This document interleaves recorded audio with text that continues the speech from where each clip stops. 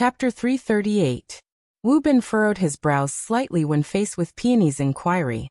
Then he revealed a smile and said, "It's like this. According to the latest intelligence, some of our targets have the ability to spit out large doses of radiation for a short period of time. They like to live in radiation zones, so I specifically invited Mr. Long 7. Wu Bin extended his hand as he spoke. Long 7 was very cooperative. He stood up to greet the people present. His bearing and demeanor were first-rate. His natural and relaxed body language diluted the awkward atmosphere in the conference room. There should be applause here. The participants really did start clapping. Wu Bin invited Long 7 to sit down and continued. Mr. Long 7 is a professional talent recommended by Northern Hope Corporation. He possesses the special ability to use radiation harmlessly. Northern Hope Corporation's vision is worthy of trust as the world's top provider of human resources solutions. I also believe in Mr. Long 7's professionalism. At the same time, please believe in our sincerity in cooperation and our ability to fulfill the contract." Luonen already had a rough judgment when he heard this. This team should have frequent dealings with ability users. Talking about special abilities was as natural as drinking water to them. They didn't pay much attention to Ink, a strange pet. Presumably, they were rich in experience and didn't find it strange. This saved them a lot of worry. Peony interlaced her 10 fingers. The back of her hand arched slightly to support her chin. She appeared to be even more focused. However, the crow feather that lightly scratched the side of her face revealed a bit of interest. Of course, no matter what position a beauty was in, she looked good. She also had the wonderful effect of dispelling the negative emotions of others. She smiled just like this. The firm has no doubts about your company's strength and reputation. But out of professional considerations, all matters must be led by the firm during the investigation and target locking process. This point cannot be changed because of the team's composition, the target species, the environment, and other factors. Wu Bin immediately responded. We won't go back on the matters emphasized in the agreement. Peony's gaze switched to Long 7's face. The firm will not be responsible for any losses caused by the partners or team members who violate the terms of the agreement during the operation. We will withdraw from this project according to the agreement and demand compensation. Wu Bin confirmed, no objections. Long 7 gazed at Peony from the side. 2 seconds passed before he laughed. I provide specialized services. Miss Peony oversees the overall situation. The two don't contradict each other. I will certainly abide by the relevant provisions. Peony laughed as she sat up straight. She tossed the crow feather on the table. Then I have nothing else to say. Wu Bin secretly heaved a sigh of relief. A bold smile appeared on his face. Since we're a team, it's best to communicate in time. Being able to point it out like Miss Peony can eliminate many problems. Although he said this, he wasn't willing to let Peony open her mouth again. He indicated that the personal introduction should quickly begin. Immediately, the team members introduced themselves one by one, as well as their positions in the team. Very soon it was Peony and Long 7's turn. Draconic 7's appearance was rather noble, but he had a sense of community. He took the initiative to introduce himself. Director Wu mentioned just now that he's mainly interested in my radiation decontamination ability. I won't talk about that. In addition, I've also done some research on firearms and exoskeleton operations. Peony suddenly interrupted him. What kind of exoskeleton? Military? Police? Or a deep blue walker? Long Chi smiled and replied, anything is fine. Oh, sorry for my rudeness. Though she said this, Peony wasn't surprised in the slightest. She casually raised her hand, indicating that it was her turn. As you can see, my special ability is to control birds to carry out wide-area reconnaissance. In addition, I can do some intelligence integration and analysis work. It seems like the team already has an intelligence officer. Wu Bin immediately declared, we will definitely cooperate well. Axel Thor is mainly in charge of communication and information sharing. He's a very good assistant. Intelligence Officer Axel Thor, who had just introduced himself, stood up once more and greeted Peony. Afterwards he didn't sit down again. Instead, he followed Wu Bin's intentions and began to introduce the specific information of the operation project. This wasn't just a report to Peony and Draconic 7. The vast majority of the people in the conference room were elites of Trigate Security's operations department. However, they didn't have the authority to inspect certain key information. It was necessary to carry out a comprehensive explanation. The light in the room dimmed, and the projector turned on, projecting a different world inside. The light in the background was that of dusk. The setting sun shone at an angle, and the dark red soil of the desolate plains was folded layer upon layer. It absorbed the multicolored light, like a surging wave of blood that froze in an instant. It piled up into an uncountable number of hills and ravines, extending all the way to the ends of the world. The wilderness. Wave peaks and hills? Draconic 7 muttered. He seemed to be talking to himself, but he also seemed to be deliberately communicating with Peony. Peony turned her head to look at him. You're very familiar with the surrounding terrain of Xia City. I run around once in a while. In the time it took to say 2 or 3 sentences, the aerial image continued to push forward. At the end of the monotonous horizon, the altitude gradually dropped, revealing a blood-colored hilly region. This caused Draconic 7's words to be filled with foresight. The camera gradually locked onto the target. In the skies above the hilly region, countless black dots circled in the dusky sky. They were like a weary flock of birds returning to their nests. But when the camera zoomed in and locked onto an individual, Luo Nan's eyelids twitched even though he was far away in Acumen College's campus. The thing that appeared in the center of the projection wasn't a bird at all. It was more like an ugly and deformed bat. This was a mutant, without a doubt. The body of this bat wasn't large. Its wingspan was around 30 centimeters. Its head was like that of a small canine. Its ears were very large, its teeth were sharp, and its eyes were blood red. Its entire body was covered in grayish-black fur. The most recognizable part was the 4 claws that stretched out from the edge of the membrane-like wings. From a different angle, one could see that this monster had all 4 limbs, and its muscles were knotted together. It looked extremely powerful, and its membrane wings were more like appendages. Intelligence Officer Axel Thew's explanation intervened in time. The winghand bloodbat is a gregarious mutant. It normally feeds on the blood of large mammals. When it sucks blood, it injects paralysis toxins and various viruses. If the dose is high enough, it can be fatal. Its diet includes humans as well as its own kind. A large population can be classified as a Class 2 threat. In the wilderness, vagrants generally call it pubula.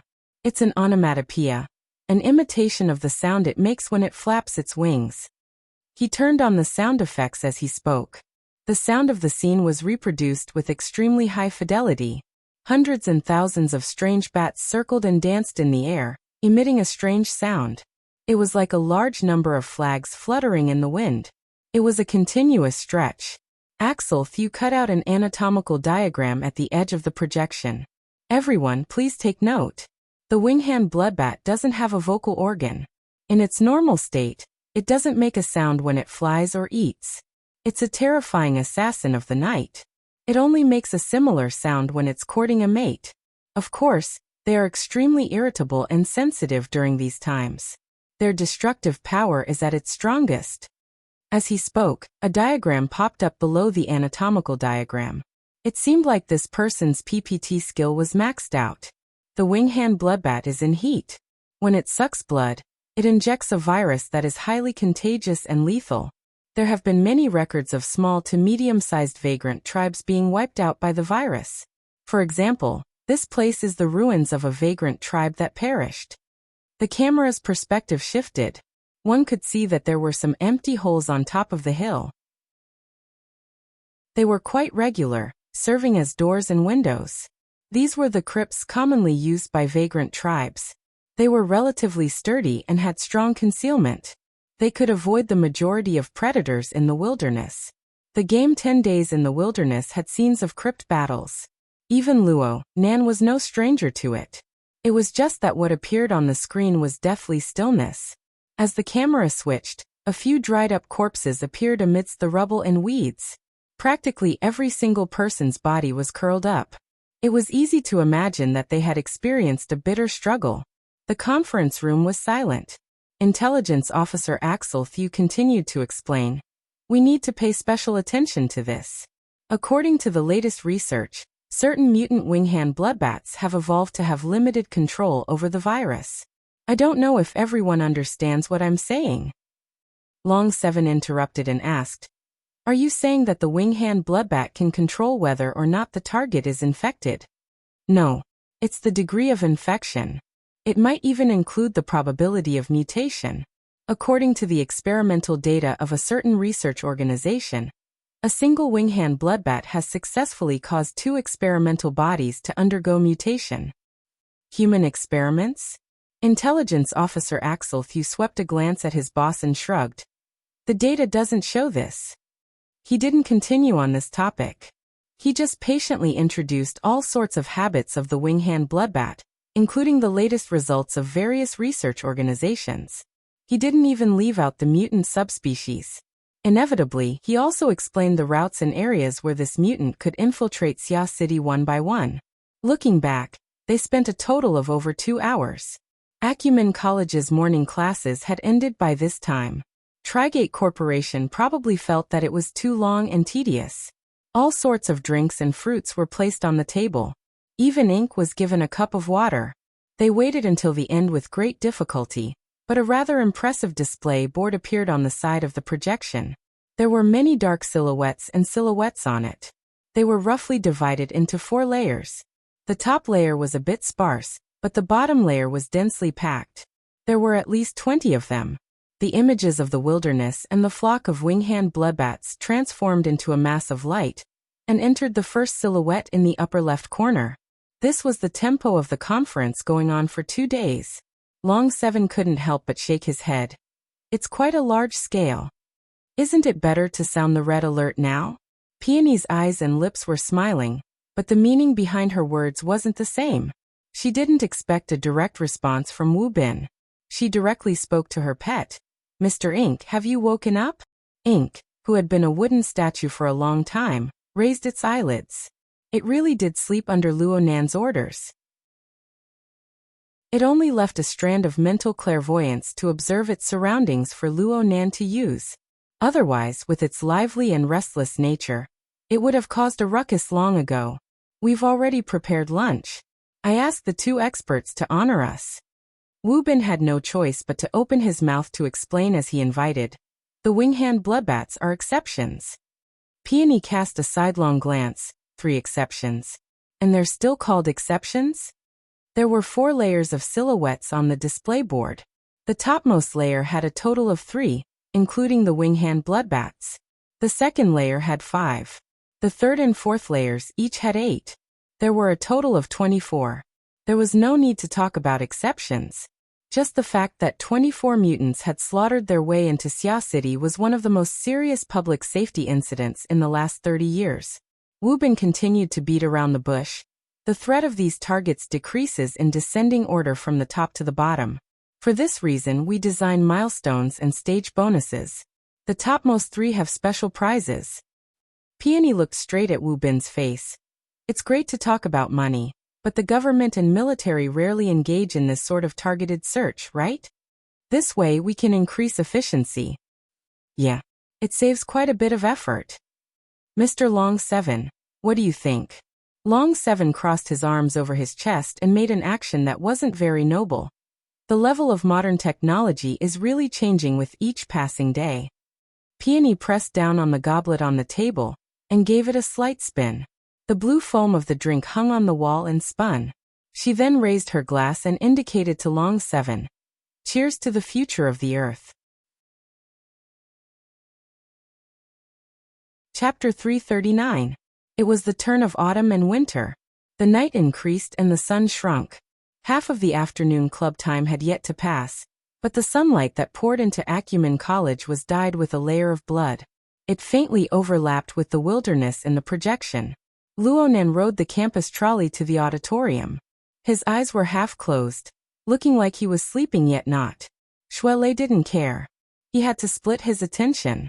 He had been like this all day, but his wristband vibrated for a dozen or so seconds. He could hear the buzzing vibrations from the side, but this bro still didn't respond. What was the meaning of this? In the end, Shuelei couldn't help but give Luonan a push. Someone's calling you. Luonan went, ah, and finally came back to his senses. He looked at the contact and picked up the phone. Hello, third brother. The caller was Hu Huaying. The call connected with great difficulty. He asked right away. Nanster, where are you?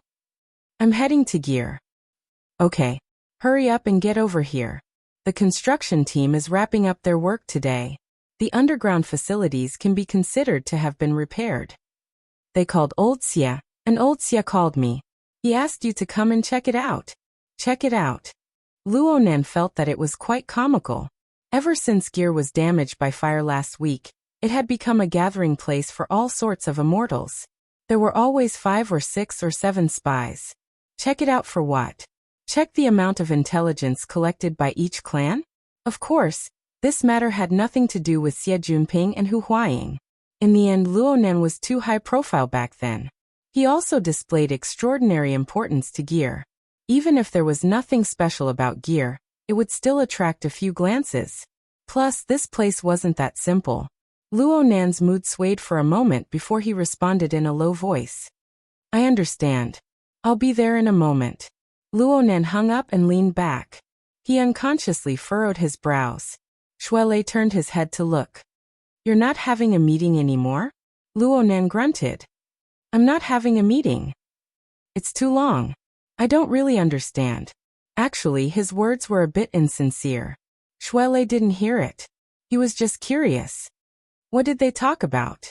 It's about mutations, genetic pollution, transmission probabilities, and things like that. Luonan used telepathy to inform Peony as he spoke to Shuelei. He only retained a bit of telepathy to give Inca Rain. His attention was completely withdrawn.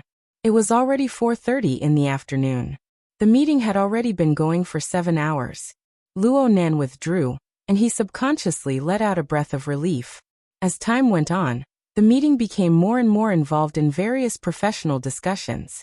The relevant professional knowledge was too obscure and profound for a high school student. Sometimes it was like listening to a book from heaven.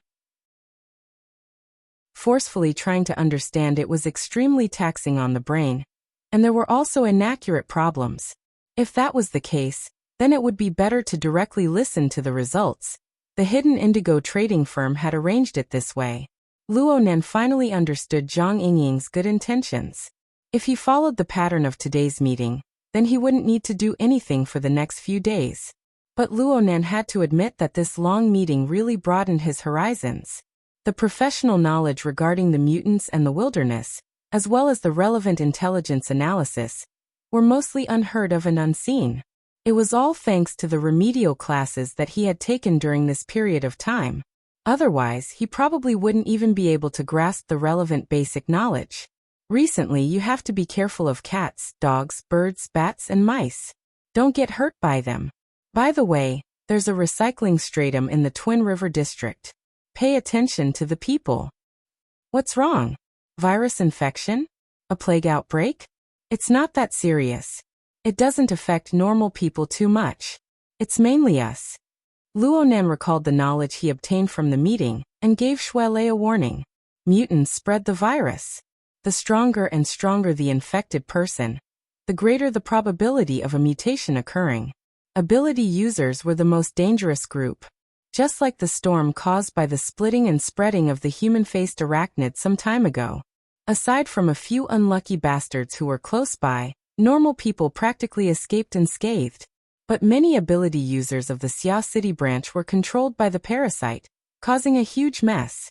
It was an infection on the mental plane. And for mutants like the winghand bat, their toxins and viruses were transmitted through the blood. Enhanced fleshly body users were more likely to attract flies. Shuelei's teeth ached from hearing this. He grimaced in pain and couldn't help but ask for a few details. Luonan acted as the translator. He told Luonan the information he knew and selected the ones that were directly related to himself. He only requested that Shuelei not spread it further, and that he remind his family to be careful. It was fine for them to immediately contact the society if any symptoms occurred. Biohazard crisis, huh? Did the city hide it like this? If you didn't say it, there wouldn't have been any news at all. Oh right, is there a problem with you saying these things? I did sign a confidentiality agreement. Luonan laughed and waved his hand. The agreement clearly states that the Hidden Indigo firm and its shareholders have the right to know and follow up on relevant developments.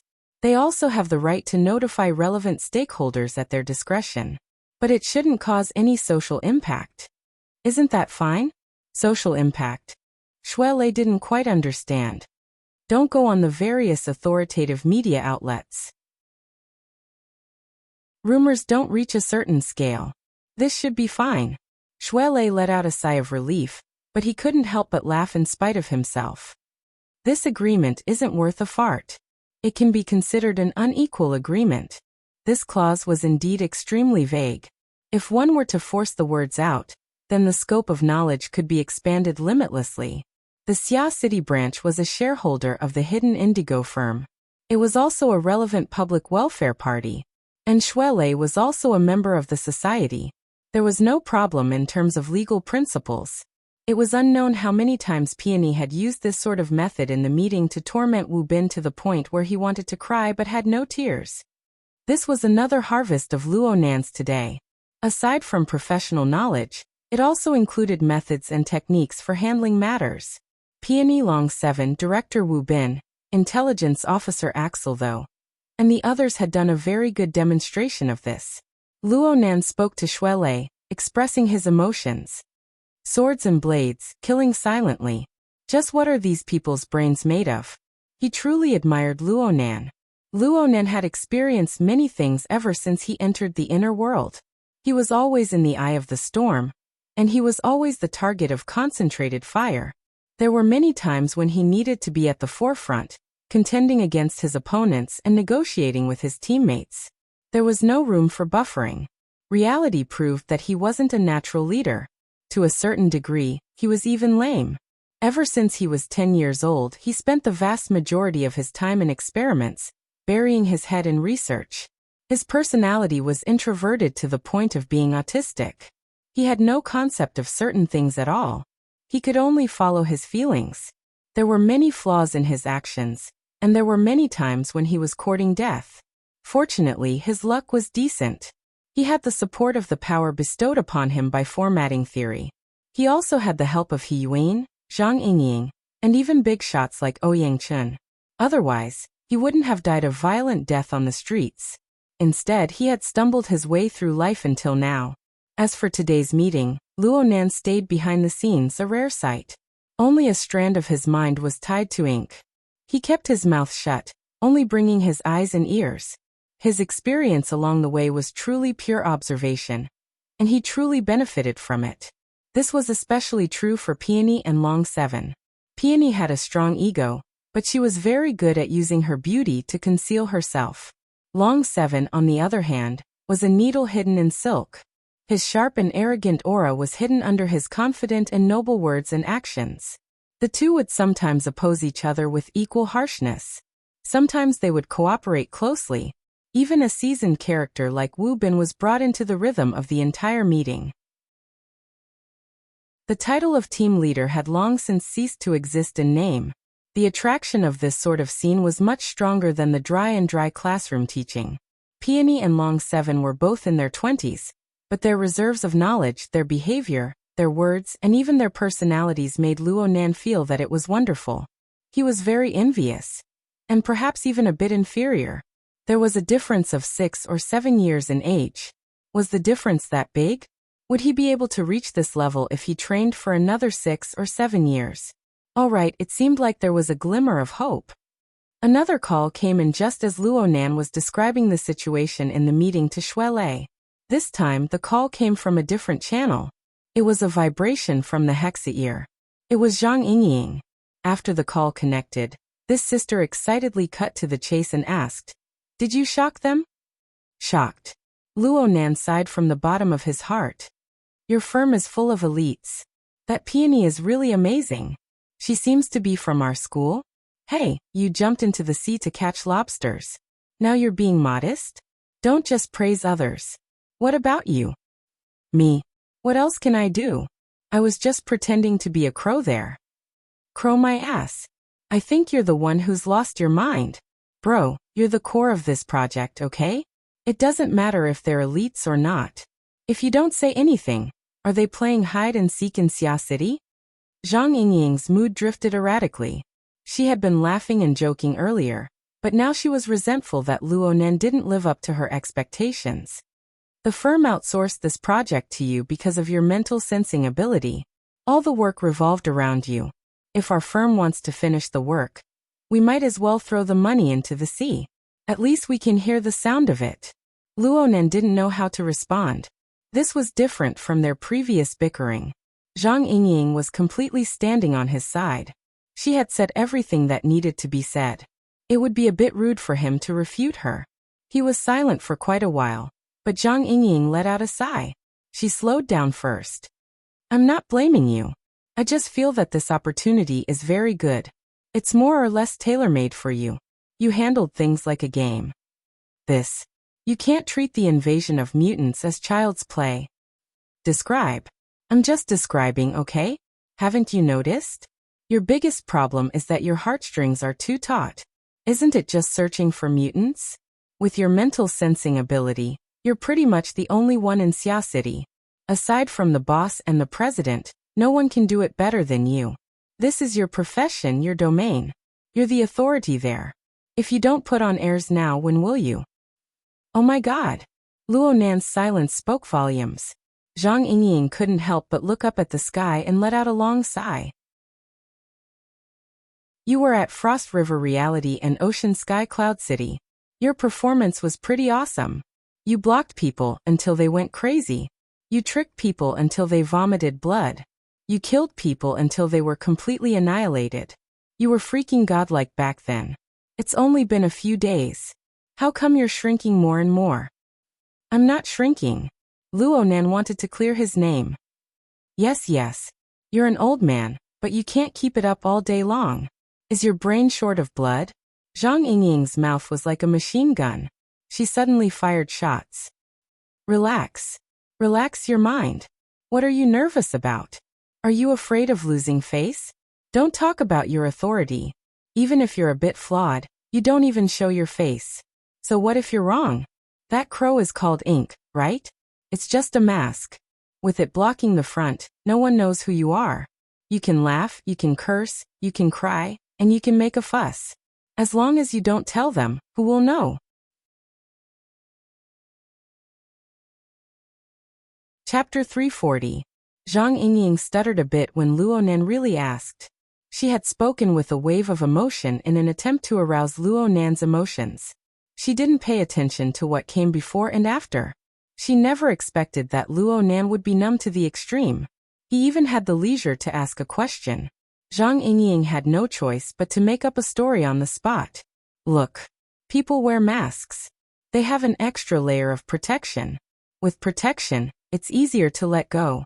Isn't there a school of performance that lets people wear masks on stage? That way, the expression of the body is more important. You don't need to worry about your face or your appearance. The audience will naturally imagine things. Isn't it said that imagination is more perfect than reality? Zhang Yingying's logic was already a complete mess when she spoke to this point. Even she had to cover her face. But she never expected that Luo Nan would really be led into the ditch by her. So you're saying that this is a performance and I'm going to manage a new image? This will reduce the pressure? The power of his imagination had exploded. Zhang Yingying's collapsed logic was inadvertently salvaged by Luo Nan. She immediately seized the opportunity and fiercely nodded from the other side. Yeah. Do you see those trolls online? Many of them have high incomes and high education levels. Normally they appear virtuous in front of others. But when they go online, they create sock puppets everywhere. Their mouths are full of shit. This is their way of venting and relieving pressure. Think about it. This is human instinct. Your behavior online is certainly different from your own personality. Luo Nan seriously recalled his online life. Then he answered, there doesn't seem to be any difference. Zhang Yingying took a deep breath. Then she spat out word by word. She gnashed her teeth. Then learn. Learn how others vent. Learn how to let go. Otherwise, you'll collapse sooner or later if you keep being this nervous. You don't need to think about anything else. In the entire firm, only the boss and I know your identity. Even Peony doesn't know. Of course she doesn't know. She's a newcomer. A newcomer? What does she do in your firm? What else can she do? The boss just discovered her recently. He hasn't arranged any specific tasks yet. It just so happens that there's this project. Let her cooperate for a bit. Luonan felt as if his heart had been stabbed with a knife. Not only did he not relax, he became depressed. Newcomers are this amazing. What did she do before? Zhang Yingying was getting impatient. That's because the boss has a good eye. He seems to have been observing for a while, and only recently recruited him. She's not from the society, nor is she from the church. She has nothing to do with the military. God knows where she came from. She's so mysterious. Oh right, don't let her scare you. She's just an assistant and a messenger. The real decision-maker is you. Luonan really wanted to say, you wouldn't think this way if you were participating. But he suddenly felt that something was wrong when the words reached his mouth. It was the same topic, but Zhang Yingying's emotions were much more intense than last Sunday. She was obviously not calm. As soon as this thought arose, the words that came out of his mouth also changed. You don't like this peony too much? Zhang Yingying fell silent. Luonan recalled Zhang Yingying's attitude and suddenly realized. You can't be fighting for favor. Jealous of a newcomer? Go to hell. Zhang Yingying was really angry and hung up the call. Luonan grunted, but his judgment became firmer. He could judge from Zhang Yingying's character and words that she should have a very special position in the hidden indigo firm. She was doted on by Her Majesty Empress Wu, and the newcomer Peony had suddenly appeared. Her conduct was very brilliant, and her abilities were very strong. She probably gave Zhang Yingying a sense of crisis. These thoughts were very subtle. Perhaps Zhang Yingying herself didn't even realize it, but Luonan had rashly pointed it out. Honestly speaking, this was very rude. Hanging up the call was a light punishment. It was good enough that she didn't blacklist him. Luonan scratched his head. He began to have a headache about how to apologize to Zhang Yingying. But in the end, he wasn't someone who could speak well. In the end, he could only leave a message on the psychic wave network. I misspoke. I'm sorry. Also, thank you. I understand. Luonan assessed himself. The first few words were very clumsy, but they were very sincere. But the last few words had a fake meaning. Understand? The reasoning was clear, but his thoughts were far from clear on how to do it. Most of the time, Luonan felt that doing these things didn't have much meaning. Relax. Would relaxing make those enemies who were eyeing him like tigers let go? Would it make his pursuits materialize? If he had the time to mull over this matter, it would be better to calm his heart and do a few more exercises. Suddenly, someone in the car let out a low cry. A muffled bang followed. Something smashed heavily against the car window. This brought about a new, even louder cry. Everyone in the car turned their heads to look. Most of the people in the car were habitually immersed in the internet. They didn't know what was going on outside the window. A guy wearing a baseball cap had already pulled open the window and was cursing into the distance. He even gave a middle finger. Stinky feet. If you lose another 0-3, I'll kick your balls. Luonan saw clearly that a tram was passing through an open-air stadium. A player who was training lost control of his feet and let a football smash against the car window. This was a small matter, but a portion of the students in the car found a common topic. Someone said to the guy wearing the baseball cap, "The Pathfinder team's level this year is insane.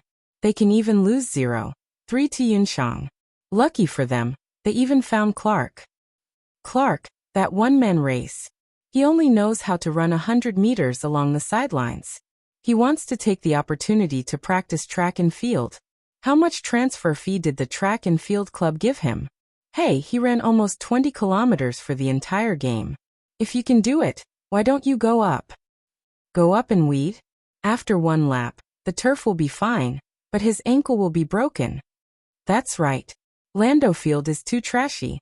It doesn't match the school's position at all. We should find a more responsible sponsor. Is there anyone who wants to sign with me?" The atmosphere in the car grew more and more lively. Many people who had been silent the entire way broke their silence at this time.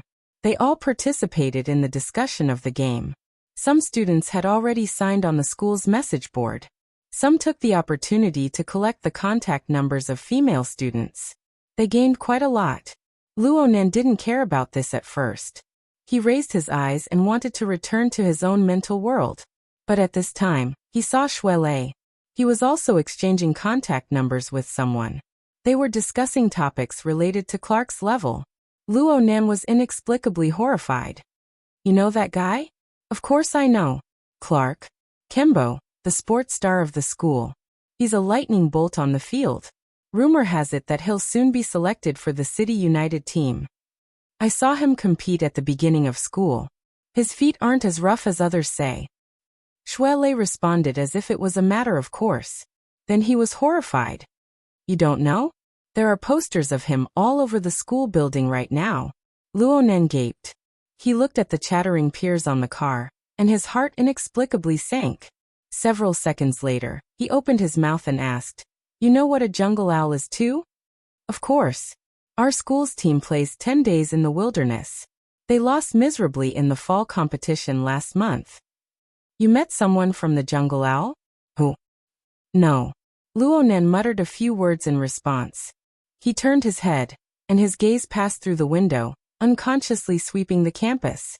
Shuelei was confused. What's wrong? Nothing. I just feel like I'm quite a homebody. Luonan laughed and didn't say anything more. Actually, he had lied once again. His evaluation of himself right now couldn't be described as a homebody. Shuelei concentrated on fighting. Peony was employed at the hidden indigo firm. The businesses they engaged in were a certain distance away from the world of normal people. But they didn't lose their perception of their surroundings. Luonan was far too boring in comparison. The trolley slowly arrived at the auditorium station. Students and passengers got on and off the trolley, and the topic of football had already vanished into thin air. It was as if nothing had happened. Luonan deliberately turned his head to look after getting off the trolley. Soon, his line of sight cut into the lively surroundings of the auditorium. He had been training his eye's orifice here a week ago. He was very familiar with every blade of grass and every tree. He had an idea of how many steps there were. The faces of the people who often moved around here were even a bit familiar to him. But that was all. After all, these were only his temporary observation targets. Deeper information was meaningless. Luonan had always understood things this way. But when he returned here today, he suddenly had a feeling. He was incompatible with this auditorium, with the surrounding plaza, and even with the entire campus. He was like this 2 months ago when he first entered the school. He was still like this now. This feeling wasn't too good. Luonan and Shuelei didn't waste any time. They directly entered the forest on the outskirts of the north bank. They made a few turns, and they arrived in front of Gear. The smell of smoke and fire from back then still lingered in this place. The construction team had already finished today's work by this time. They withdrew one after another, and the place became a bit more lively. Hu Huaying was already waiting in the lobby by the time Luonan arrived. Aside from him, the supervisor and the project manager were all here. It looked like they were treating today as an official inspection. Hu Huaying immediately introduced them to Luonan. Luonan nodded in greeting, but he didn't have any intentions of going deep into the conversation. He didn't immediately start the inspection either. Instead, he asked about Xie Junping. In the past, the young master of the Xie family was always at the forefront. Luonan really did miss him a bit when he was suddenly not around. With him here, they could chat a few dirty jokes. Wouldn't it be lively? Old Xie has been quite mysterious lately. It's probably because he's playing around with Sissy, he's fasting and cultivating. Luonan accidentally heard the biggest joke in Xia City. He couldn't help but grin. Hu Huaying couldn't help but laugh as well. He wakes up at 6 in the morning and sleeps at 9 in the evening. He's persisted for 5 days.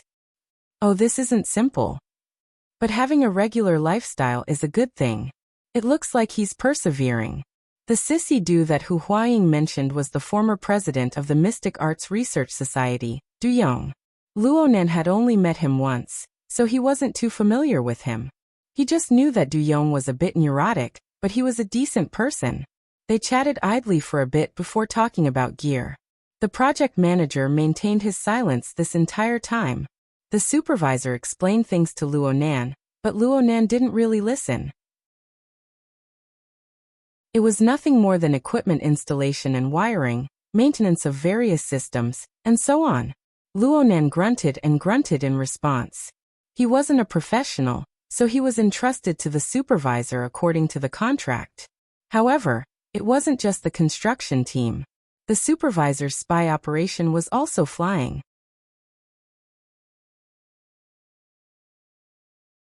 Chapter 341.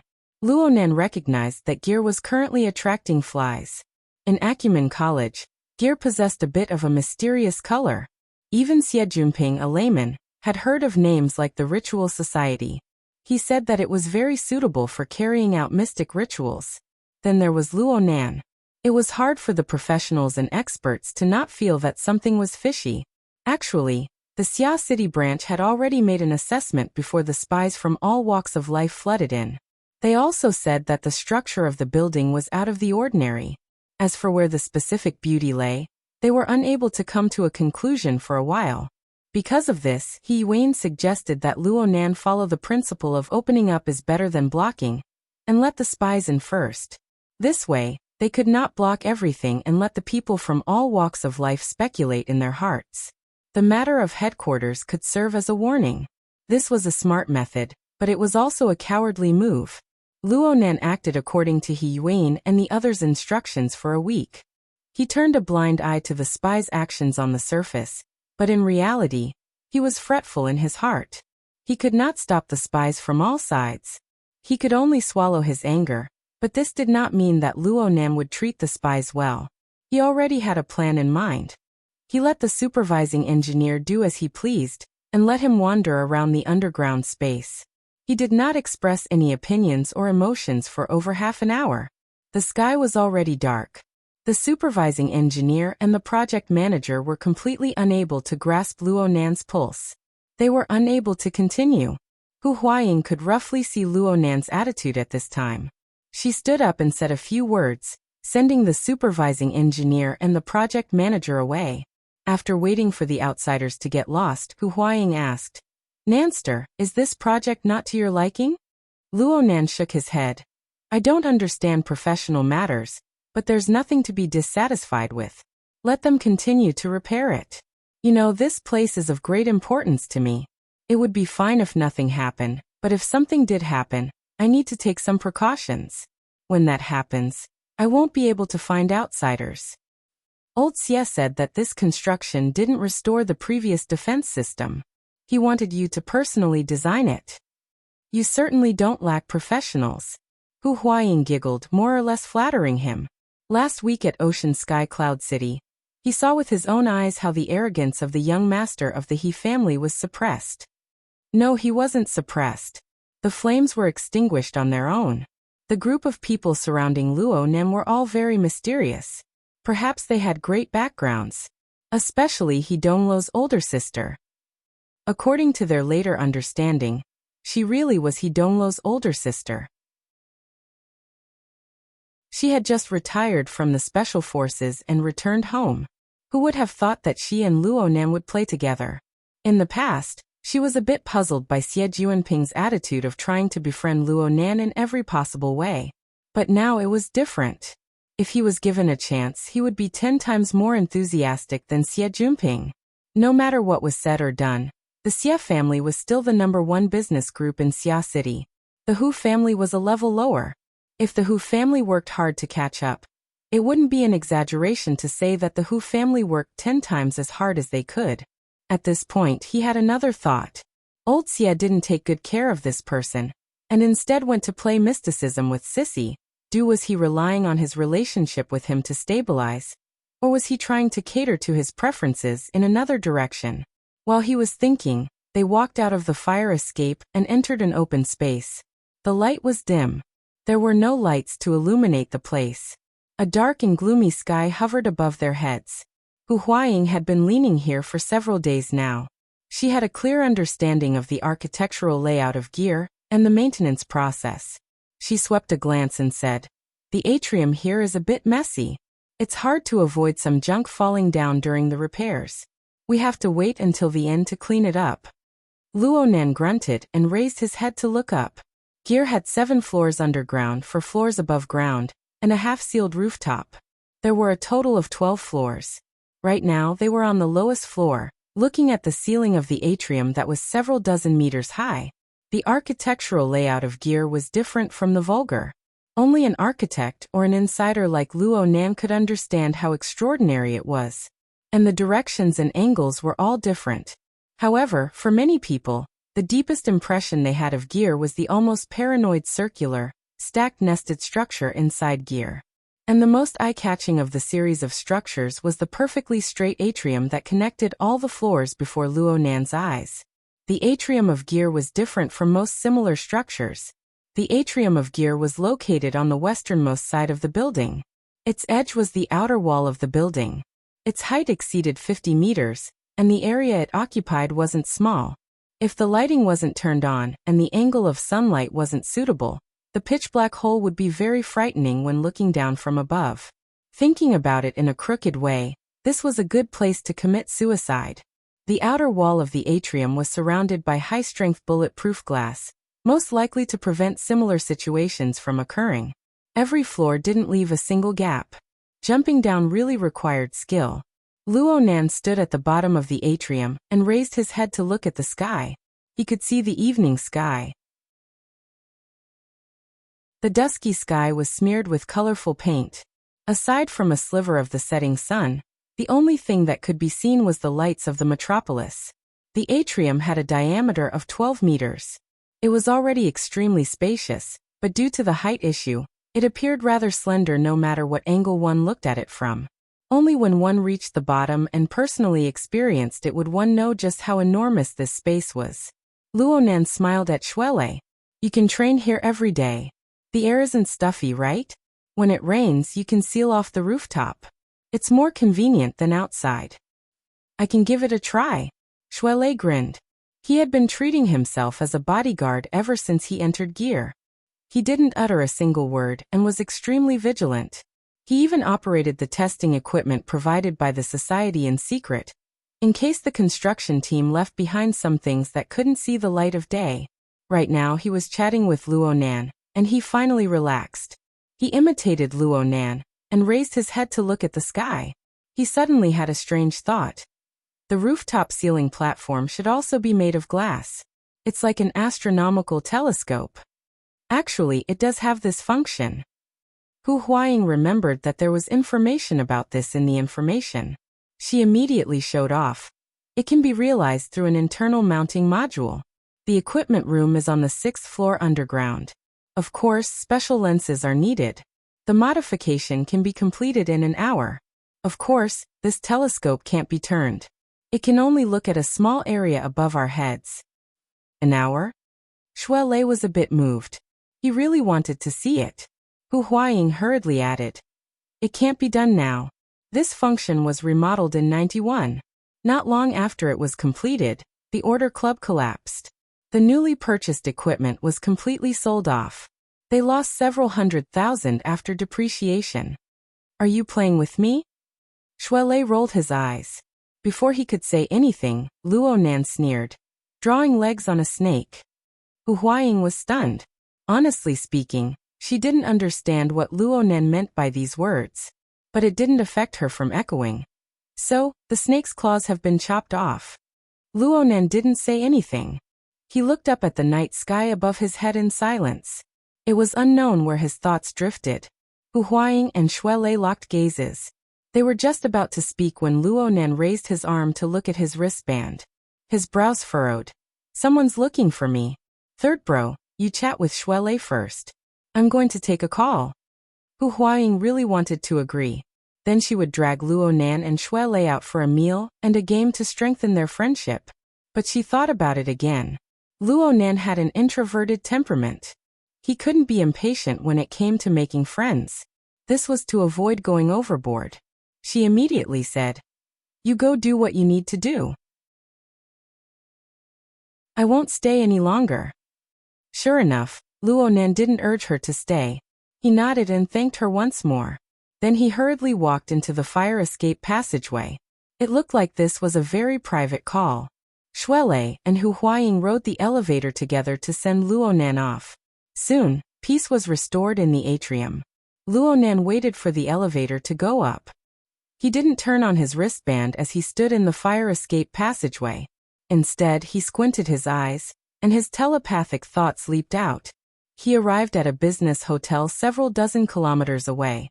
His temporary partner, Peony, had used the rubber band to give Ink a special stimulation. Luonan sensed it.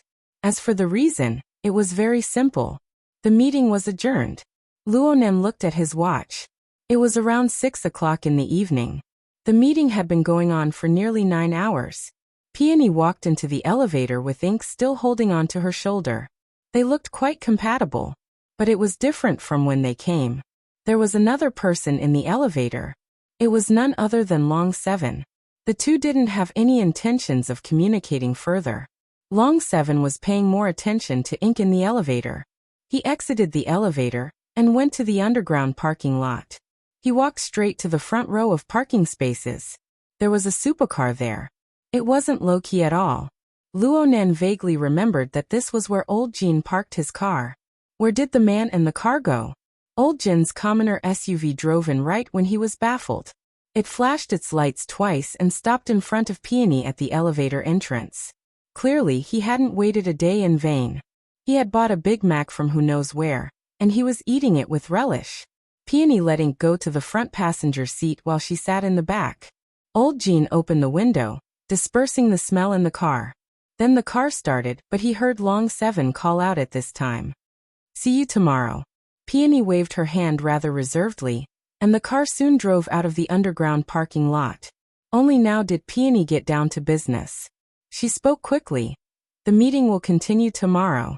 I will send the relevant information and meeting records to the internal cloud space. Please check and receive them. Luonan actually wanted to seriously ask about the situation at the meeting, but he thought of Zhang Yingying's previous attitude. He hesitated a bit, but in the end he didn't say much. The car entered a state of silence.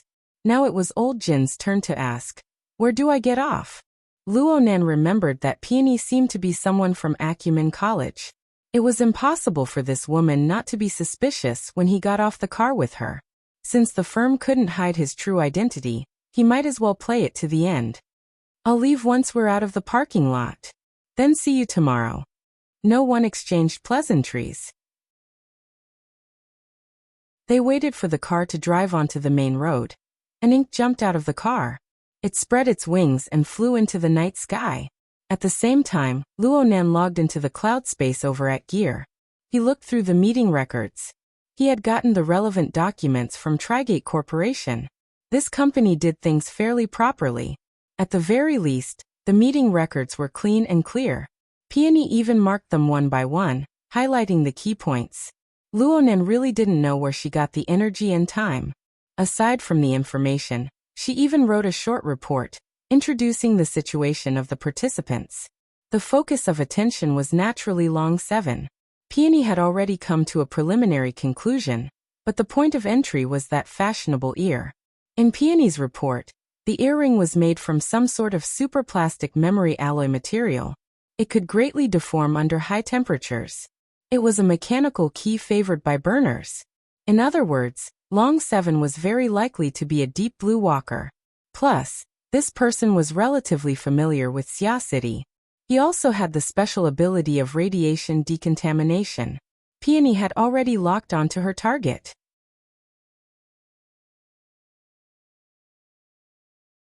Chapter 342. It had only been a few hours and he had been skinned? Luonan grinned and looked at Peony's report in detail. The report simply indicated that Snake 7 had once appeared in the Society's operation to rescue Rue 1.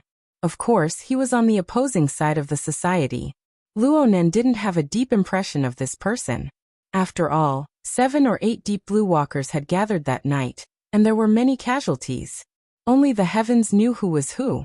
The only memory he had was a review report after the operation. There was this code name on it, representing that this person was deeply involved in the conflict. That was all. Right now Luonan didn't have emotions so it was him. His attention was a bit distracted. Thinking deeper, there was no reason for this Snake 7 or Dragon 7 to not use similar methods when they returned. The focus of their analysis was certainly peony, but as an eye-catching symbol, Ink the giant crow would most likely be used as a starting point. Could it be concealed? Ink was quite high profile that night, especially in the first half of the night. There were more than 1 or 2 eyewitnesses in the underground fighting arena. As Luonan furrowed his brows in thought, a refresh symbol appeared in the cloud space document. With a light tap, the entire document was updated. The amount of text instantly increased by quite a bit. Upon closer inspection, there was even more detailed information regarding Snake 7 listed out in the document. So Luonan knew that Snake 7 was a very talented ability user, but he was determined to become a Deep Blue Walker. He joined Quantum Corporation of his own accord, and became a special model tester at a young age. Later, he strongly requested to join the operation team, and transferred to the Sky Blue Security Company. As for what his personality was like, how he handled things, and how his family relations were, they were all covered in the document. Luonan originally thought that this character was quite mysterious, but in the blink of an eye, he was exposed to the light of day. There was practically nowhere he could hide. Strands of cold air seeped through Luonan's teeth. His heart felt cold. He withdrew from the cloud space, his mind a bit chaotic.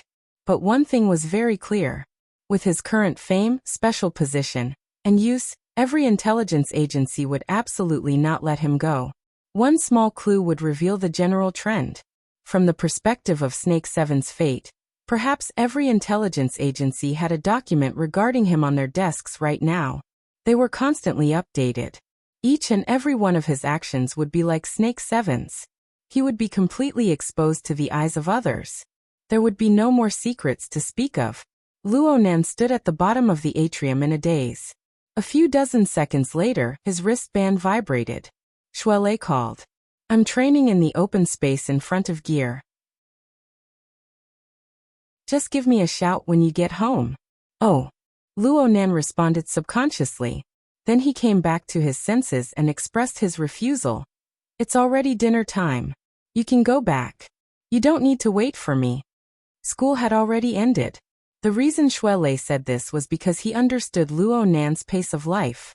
Luonan's training time was around this time every day. He needed to attend classes and study, so he made up his mind to stick to it. "It's so boring to go home alone. It's better to go together." Luonan spat. "Then we'll separate at the school gate." Right now Luonan was living at his aunt's house, while Shuele was in the Twin River district. One went east, and the other went west. It would be strange if they went the same way. At the end of the day, Shuele was still focused on being a bodyguard, afraid that shameless people like the headquarters would appear again. Shuele also felt that it was quite ridiculous, so he asked, "Speaking of which, when are you going to be independent? You don't have to go to the hospital for treatment now." "Auntie isn't afraid that I'll go for treatment.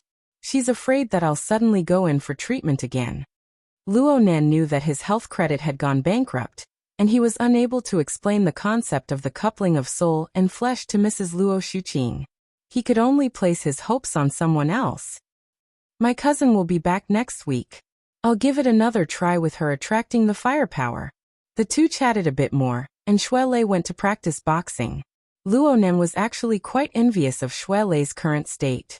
This week, with Xie Juanping's help, Shuele had already changed his relationship with the society. Shuele had no worries in the future. Aside from being Luonan's bodyguard every day, Shuele had a large amount of time to spend on martial cultivation. Compared to his close friend, Luonan's mood fluctuated quite a bit. Especially now he was stimulated by the intelligence file. His heart was quite restless, and he didn't have the mind to think about practical matters. He paced a few steps under the atrium before raising his head. In a daze, the perfectly straight atrium and the ring-shaped night sky were like a prison, sealing him inside. No, that's not right. How could there be a prison in his mother's work? Luonan's thoughts changed when he thought of his mother. He looked at the atrium again. The structure was one and the same. It went from the bottom to the top, as if it led to the depths of the starry sky. It was limitless. When all was said and done, those thoughts just now were born from fear in his heart, drawing a prison. Luonan shook his head and scattered the illusions. He looked at the time. There were still a few minutes until the appointed time. He sat down cross-legged and recalled the breathing technique personally taught to him by Gym Master Xiao. He tried to calm his mind. Several breaths later, the tides of his mind did indeed calm down a bit. He even closed his eyes and began to move his mind. The energy within his body was polished, and the heart lantern of the eye's orifice burned with brilliance. Gradually, the distracting thoughts in his mind were burned to nothing. According to coupling theory, there were two relatively complete gears in the structure of Luonan's body and soul. One was soul strength, born from formatting theory. It had long since surpassed the limits of what the fleshly body could endure. Its power was great and difficult to control. Luonan relied on the hollow depository function of the external neuron to form a stable structure. Even so, it overflowed outwards at every moment. It was like an iceberg towering above the vast ocean. It was vast and majestic, and the pressure it exerted was extreme. Luonan gave it a name. It was called the God Gear. The other was the structure of the eye's orifice. Xiao Shenyu imparted a technique that relied on the natural wonders of the human body. It also happened to borrow Luonan's special circumstances to construct a brand new medium for transferring and refining soul strength. It formed the heart lantern of the eye's orifice and stimulated the potential of the human body. Luonan called it the body gear. According to Gym Master Xiao's words, the cultivation of the eye's orifice was only a beginning in the cultivation of the fleshly body. Compared to the towering iceberg and vast ocean of the God Gear, the eye's orifice could only be described as a small reservoir. It played an auxiliary role. The God Gear and the body gear built an embryonic order frame within Luonan's body. They meshed with each other through the method of coupling, influencing each other. Though the frame was formed, it was still simple and crude. It relied more on external objects. Without the suppression of the external neuron, it was guaranteed that Luonan would be instantly faced with a calamity. Even with the external neuron suppressing him, electricity and fire flowed between the God Gear and the body gear. Their energies clashed, and several thunderclouds and storms swept through every day. It was hard for outsiders to understand the suffering within. It was precisely these dangers hidden deep within Luonan's body that left no leeway for trial and error. There were no sentiments to speak of. They forced Luonan to use the most focused attitude to carefully cultivate his foundation, to fix the fragile balance bit by bit. As long as he began to cultivate, all trivial and distracting thoughts would be annihilated into a puff of smoke. It was quite worthwhile to use them to dispel negative emotions. Luonan no longer had the concept of time once he entered the meditative state. Fortunately, Luonan remembered that he still had training classes to attend. He only did a bit of maintenance on the structure of the eye's orifice. He dissolved the overly powerful interference power of electricity and fire, and then he finished his homework. His senses were exceptionally sharp when he entered the meditative state. His mind was tranquil, and all the surrounding information entered his mind. He felt a marvelous sound seep into his ears. It was like the fine ticking of the minute and second hands of a clock. It rotated in circles, without beginning and without end. Luonan was not surprised at all. From his perspective, this was the breathing of gear. The building had 12 floors above and below the ground. Especially on the ground, including the atrium, there were 15 main halls. It was like a well-adjusted machine. Every part worked smoothly, and the teeth meshed together. Only then could there be such a harmonious rhythm. From Luonan's perspective, this was the sound of nature. It was the reward for his earnest cultivation. He subconsciously wore a smile on his face as he listened to this clear and orderly rhythm. However, just a few seconds later, there was a noise that made a sizzling sound. At first, it was just a single noise that suddenly affected the beat. But a few seconds later, the noise arose one after another. It was like the sudden insertion of dry and hoarse croaks during a band's performance. The noise rose and fell at random, turning a perfectly good performance into a nightmare. Luonan suddenly opened his eyes. The sound of nature was no longer there, but the noise still existed. It was layer upon layer of crisscrossing radio waves. The source came from every corner of the building. Cameras, bugs, optical cables, antennas. There were all sorts of forms. They gathered all sorts of information and transmitted it out.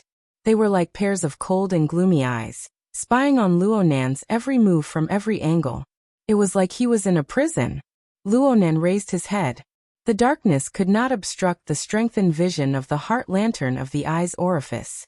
Separated by the integrated glass, a certain burglar camera on the 3rd floor of the basement was pointed at him.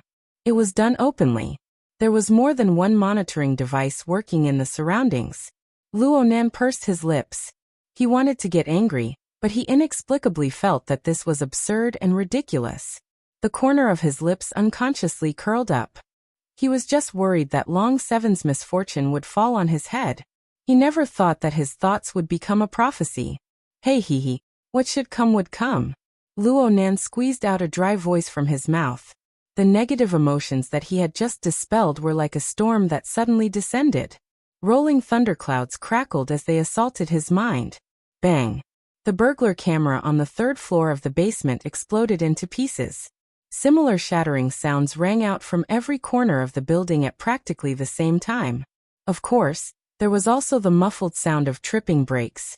Direct methods brought about crude consequences. The sparse lighting within the building of gear was instantly extinguished. Then the central control system operated spontaneously, activating the backup circuitry. But unfortunately it failed. The listening devices were so concentrated that even the backup system was hard-pressed to escape. Luonan stood within the darkness, coldly feeling everything. But then Shuelei's phone call came in the next moment. He was so nervous that his voice changed. Report your location. Mentally connect. I'm fine. Luonan didn't know how to explain things to Shuelei. His wristband vibrated once more, and the central control system activated manual operation mode. It asked him if he wanted to use the maintenance robots to carry out emergency repairs. Luonan agreed in passing and found a reason. The quality of those people's work is abysmal. Yeah, that's it. And at this time, the hexa-ear vibrated. On the psychic wave network, Bamboo Pole followed the teaching plan and went online on time to greet Luonan. This was the usual procedure, but today's message was a bit odd.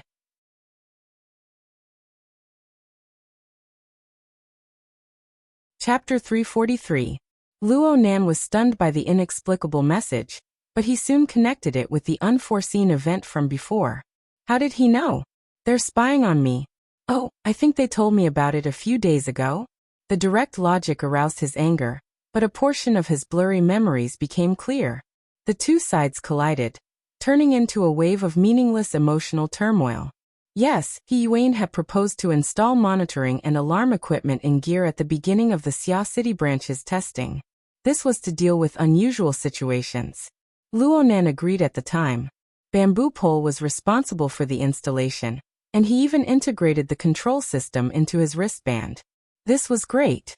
When Bamboo Pole lost his temper, he didn't differentiate between friend and foe. He killed them all. Luonan wanted to leave a message in reply, but he didn't know what to say. He only said a few useless words after a while. It's nothing. Hee, if it's nothing then it's nothing. Are we still going to class today? Bamboo Pole's attitude really wasn't that of a qualified teacher. He had always been like this. The training courses arranged by He Yuan had been going on for nearly a month now. Papercut's soul strength activation techniques had become extremely simple due to Luonan's achievements in coupling ability. He was the first to finish. He Yuan's world order in and out of the psychic wave network had finished 2 days ago. Crag Burst and Red Fox's practical courses needed to be adjusted due to the changes in the situation, including Luonan's increase in ability. They had yet to officially begin. Only Bamboo Pole's Notes on the Most Important People of the World class was still progressing steadily. Emotional turmoil wasn't a reason to refuse class. Luonan replied, I'm on. Can we start now? No problem. Bamboo Pole immediately skipped over the unpleasant matters. As usual, he sent over a set of pictures of people, videos, and other image materials. He confirmed the main content of today's class, and then he activated the video call function. He raised his hand in greeting, and then he started chatting face-to-face with Luo Nan. Bamboo Pole was the only one who spoke most of the time. The content was probably, "Don't be fooled by his sanctimonious appearance. In fact, his lovers are all beautiful. Don't be surprised." This was Bamboo Pole's usual teaching method. It was known as teaching through fun. This bro was the most knowledgeable fellow Luo Nan had ever seen. He usually presented himself as a hacker, and he conveniently searched for all sorts of beautiful women. But he had deep attainments in religion, history, mystic arts, and so on. He was also a master paparazzi. His class was mainly about characters. He would only talk about 2 or 3 characters in each class, sometimes even just one. He would talk about official matters, trivial matters, news, gossip, and so on. There were many different levels and angles. Often, after a class, the characters he talked about would stand out and be hard to forget. But in terms of progress, it was really slow. Looking at the course plan, Yuein's course capacity was about the same as his. However, the former's course had already ended, and Bamboo Pole's 100 characters hadn't even talked about half of them. Bamboo Pole said bluntly, "If you learn half of these courses, if you're really interested, you'll find out for yourself. Even if you don't want to learn, you'll learn it anyway. If you're really not interested, you can just treat it as idle chatter and have some fun. This way, the curriculum can be long or short, and it can be adjusted at any time." He knew very well that Luo Nan's mood wasn't right today, so his lecture was relatively simple. The content of the lecture didn't unfold. In the end, he even took the initiative to ask, "Why don't we stop here first?" Luo Nan woke up from his absent-minded state. He knew that he wasn't paying attention. He was quite embarrassed, so he promptly apologized. Bamboo Pole responded with a beaming smile. "No need to be so formal. Actually, I'm just an intelligence agent that serves the boss. I'm in charge of pushing information. If the boss has time, then I'll report a bit more information. If he doesn't have time, then I'll report a bit less. The boss has been quite busy lately, right?" Luo Nan was helpless. The group of people who participated in the Frost River reality incident would call him boss, every now and then. This was originally Red Fox's way of mocking him and Yuin, but it had grown louder and louder these days. The malice had been erased, and it had become a nickname that everyone knew. For a mischievous person like Bamboo Pole, he wouldn't feel comfortable if he didn't call him a few times a day. Luo Nan could only ignore him, but Bamboo Pole was right.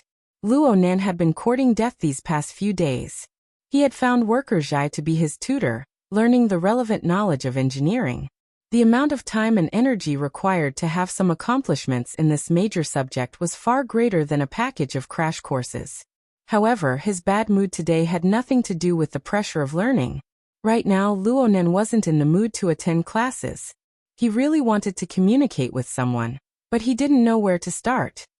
He subconsciously flipped through the information on the person he had just obtained. This person's name and past deeds were all forgotten after a single glance. However, Bamboo Pole's habit of organizing the information from multiple angles and layers made Luo Nan make some associations. How many bugs were piled up in this information? The corner of Luo Nan's lips twitched. Does every famous person do research like this? Most of it is public information. Of course, a lot of it is the sweat and blood of paparazzi. Bamboo Pole raised an eyebrow. You're only average in this course. Otherwise, you could use it as a template. It wouldn't be a problem for you to become the #1 paparazzi in a large entertainment media company. Luo Nan suddenly had a strange thought. I can be considered a famous person now, right? To a certain extent, yes. Then, Brother Bamboo Pole, what kind of person am I? How do you research me? Luo Nan actually wanted to know just how much he had exposed to the various intelligence agencies. However, his ability to express himself was truly worrisome. It caused Bamboo Pole's understanding to be a bit off. Yo, you feel confused about life. You want to do a self-analysis? Luo Nan wanted to correct Bamboo Pole, but he had second thoughts. Zhang Yingying's words had made his mind restless before he came to gear. His terrible mood had been buried ever since then. It would be good if he could get to the bottom of it. You can say that. On the other side of the screen, Bamboo Pole sat on an ergonomic chair. He adjusted himself into a comfortable position.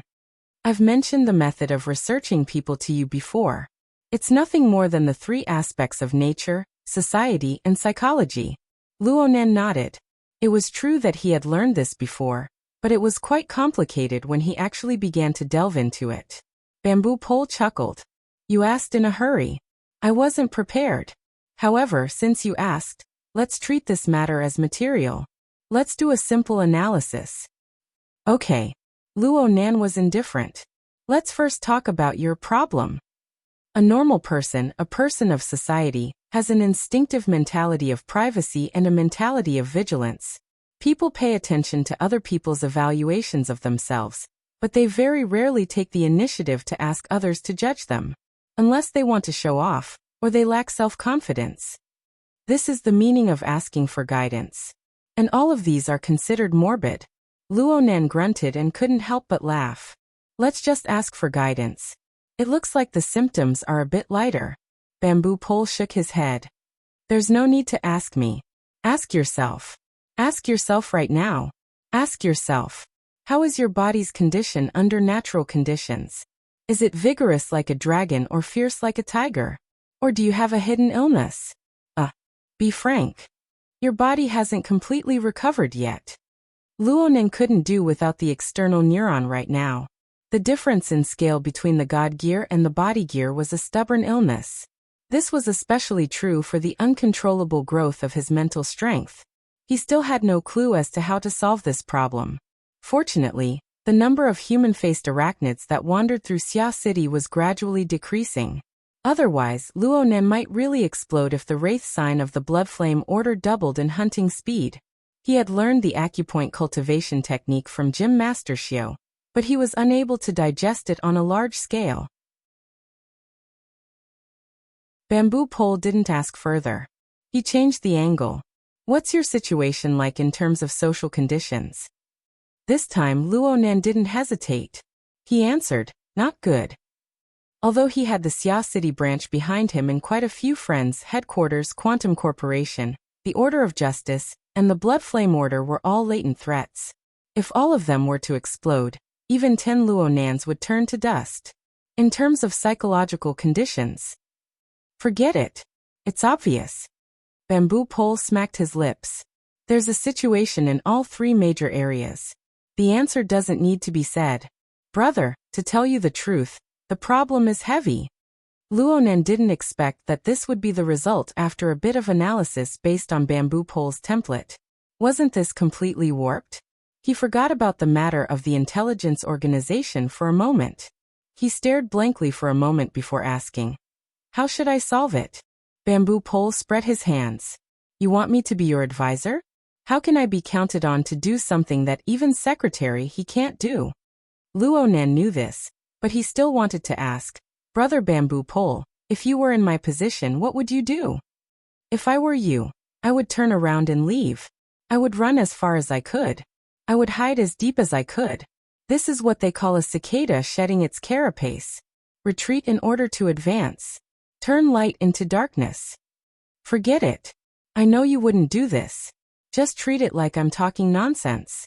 Bamboo Pole's mind was clear-headed from beginning to end. He sighed. How about this? I'll give you 2 examples for reference. I've talked about the first one before. Her Majesty Empress Wu. At the very beginning, when Her Majesty Empress Wu just made her debut, many people said that she was Wu Meinyang, that she amused people with her beauty. They said she was Wu Jiaoyi, Empress Wu. They called Her Majesty Empress Wu all the way to Her Majesty Empress Wu. But she remained unmoved. It could be said that a rock doesn't turn in a flowing river. She's round on the outside but square on the inside. Round on the outside but square on the inside. Luonan instinctively felt that these words weren't right. Bamboo Pole insisted on his own opinion. Did you forget? I told you before. Her Majesty Empress Wu is very domineering, but she was able to maneuver freely in the past. Her methods were extraordinary. First, she borrowed President Ouyang's power, Then she became independent and established the hidden indigo firm. She recruited non-combatants. She never kept a low profile, but she never crossed the line. She has a multitude of talented people under her command. It's not like she didn't have enemies in Xia City before, including headquarters. Now, she has either pacified them or swept them flat. No matter what the wind and waves are like, she remains unmoved. She steadily strengthens, finally becoming a great power. It's said that her actions are like heaven, and her people are like ghosts. She deeply understands the true essence of techniques, and power. Bamboo Pole was not stingy with his words of praise for Her Majesty Empress Wu. He was endless. This type of person who is as unmoving as a mountain can be said to be the path of an emperor. Some people think that the words Her Majesty Empress Wu are mocking, but I feel that it's quite appropriate. In my personal opinion, this is the most brilliant path. Luonan imagined Her Majesty Empress Wu's methods of maneuvering freely. He was fascinated for a time. This path is very difficult, right? Bamboo Pole laughed. She has a clear goal from the beginning. Her methods are incisive. She uses both the carrot and the stick. You can't learn it. It's too late for you to learn it. Luonan was speechless. I used this as an example to give you a benchmark. I used it as a reference. Let's talk about the second example. I haven't talked about it before, but you're certainly familiar with this person. She's your secretary.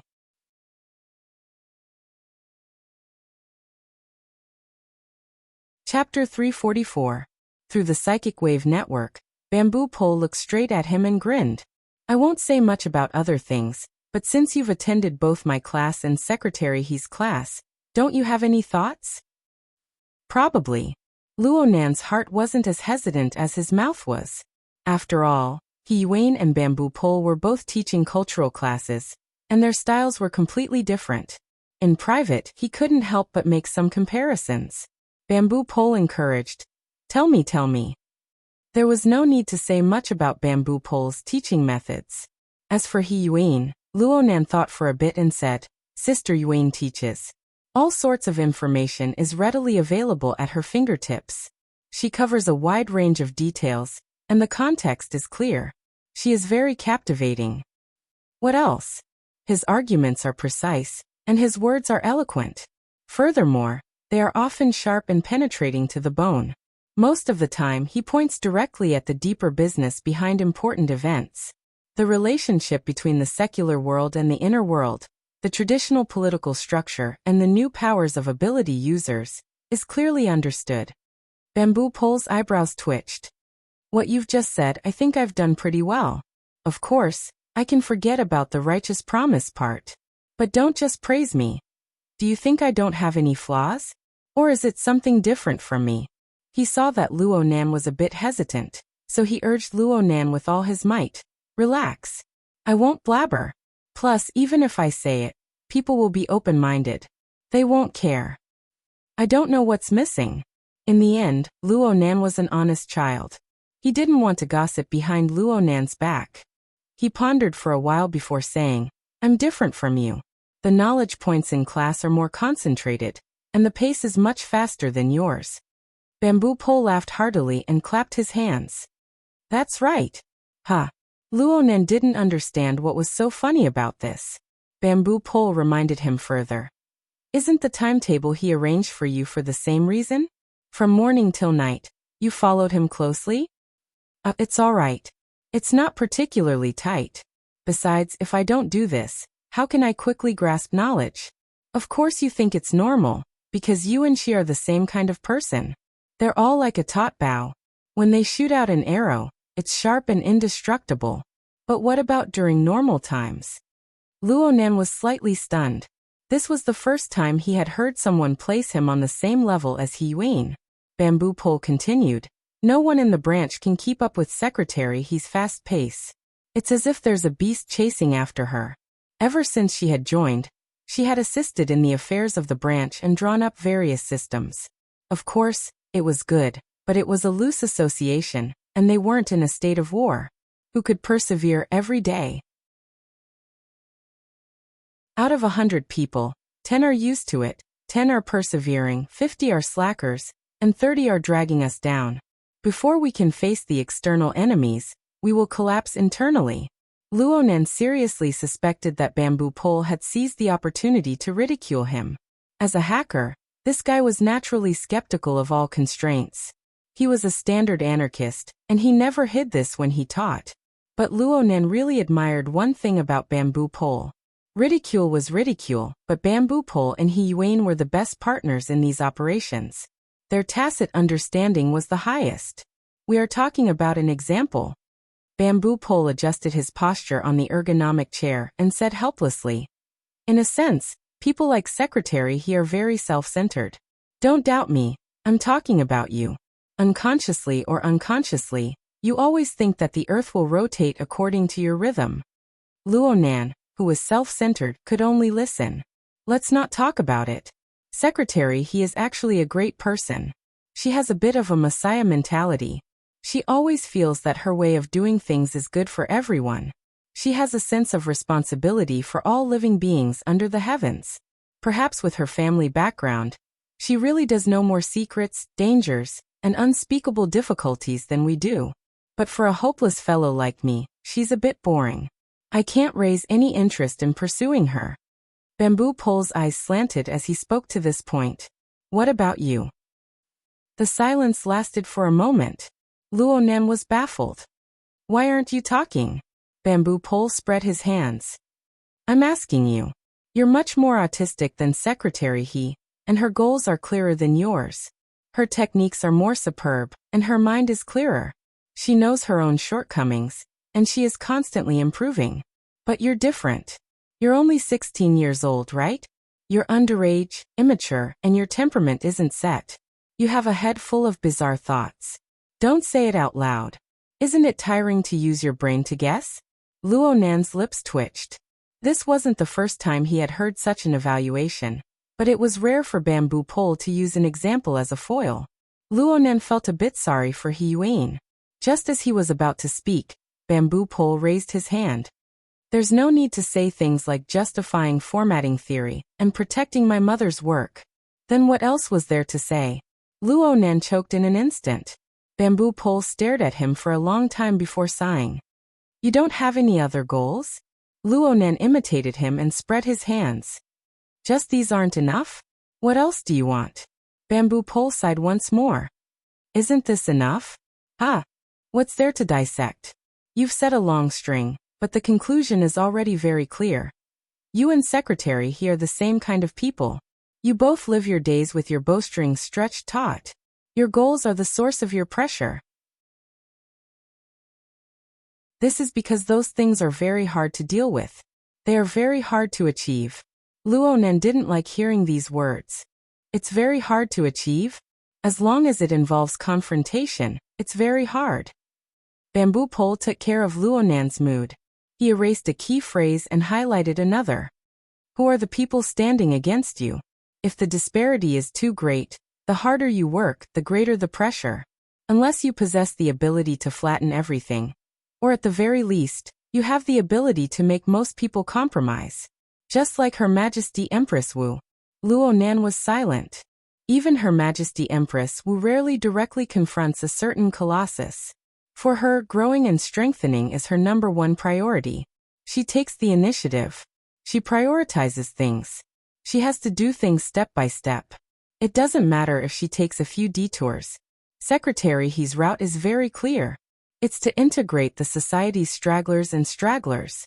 Perhaps her methods are worth discussing, but she has a strong backbone. She has many resources, and her selfishness is even less. What about you? You charge your way towards your goal. You flatten all the traps and mechanisms. Fortunately, you're a stubborn piece of iron. You'll treat ordinary checkpoints as hammering blows. If it were someone else, they would have long since been smashed into meat paste. But in the future, will Quantum Corporation, the Order of Justice, and those people from headquarters continue to hammer you? Or will they set up a blast furnace and melt you in one breath? Luonan's eyelids twitched. This was the situation he was worried about. However, Bamboo Pole's words seemed to have deviated once more. He was no longer simply analyzing Luonan. Luonan was still uncertain, so he followed along with Bamboo Pole's tone and asked, "Then Brother Bamboo Pole, what do you think I should do next?" Only when the words left his mouth did Luonan remember that he had asked Bamboo Pole for guidance not too long ago. Back then, Bamboo Pole had refused, and Her Majesty Empress Wu and He Yuan were two examples. Sure enough, Bamboo Pole extended a hand and pointed at him. "You're asking me this again. What's the point of asking me? I dare to bet that with your temper, no matter what extravagant flowery words other people say, you'll still follow your temper when things come to a head. Flatten. Whether it's a hammer or a blast furnace in front of you, there's no difference." Luonan really didn't have much hope in his control. There was just one point where he admitted that Bamboo Pole was wrong. "I don't want to play with Flatten. Who wouldn't be happy if they could reach their goal more easily? But when things come to a head, I have no choice." Then how do you get yourself to the point where things come to a head time and time again? Luonan really did consider this question seriously for a moment. Since when did he always fall into a situation where there was no way out? He didn't obtain an answer, but there was one thing that was very clear. If these days continued, the times where things came to a head would grow more and more frequent. The opportunities for him to make choices would grow smaller and smaller, until there were none. Bamboo Pole looked at Luonan's expression and could roughly understand Luonan's current bewilderment. "So I'll still say the same thing. If I were you, I would certainly run as far as I can. It's not because of fear or cowardice. It's because you have enough space to act as a buffer. Only then can you grow and strengthen. Only then can you have the leeway to choose." "That's impossible." Luonan didn't even need to think before he refused. Bamboo Pole had expected this long ago. His eyes didn't even blink as he immediately said, "Then you need a shield and a rein. The shield will give you a chance to catch your breath on the battlefield. The rein will strangle your neck when you're hot-headed." Luonan blinked his eyes. "Brother Bamboo Pole, you can speak a bit more bluntly." Bamboo Pole rolled his eyes. "I've already spoken bluntly enough." "Fine. What I mean is that you need to find a backer." "Backer? Rely on who?" Bamboo Pole looked at him like he was looking at an idiot. "Who in Xia City can you rely on right now?" "President Ouyang." "Get lost, you idiot." Luonan grunted. He felt quite wronged. There were only two extraordinaries who could protect him in Xia City. What was wrong with him thinking of Ouyang Chun in the first instance? Luonan's thoughts spun again. Only then did he realize that the example that Bamboo Pole spared no effort in talking was absolutely not just for show. "You want me to rely on Her Majesty Empress Wu?" Luonan knew that he had finally guessed correctly when he saw Bamboo Pole's expression. However, he didn't quite understand Bamboo Pole's train of thought. What's the difference between President Ouyang and Her Majesty Empress Wu? Also, aren't I under their protection right now? The Xia City branch taking care of you is official business. Since it's official business, it will be restricted by procedures. Accordingly, there will certainly be flaws. The matter with headquarters is the best proof. The same reasoning can be used on President Ouyang. Who let him be the president? Bamboo Pole used his finger to point at Luonan from afar. More importantly, in a loose organization like the society, there's no one who can control you. You can do stupid things, and there's no way to restrain you. He Yuan is quite suitable, but she's standing in the wrong position from the start. She's the boss's secretary and the like. It's so awkward. Luonan was a bit embarrassed. "Brother Bamboo Pole, you're an anarchist. Everything you say is controlled. Is that really good? At the very least, I never cause trouble." Bamboo Pole stabbed a knife into Luonan's chest and twisted it. "I rarely do stupid things. Even so, I sometimes find a place to rest and earn a bit of extra money." "Ha! Idiot. I'm a lobbyist right now, Boss Luo."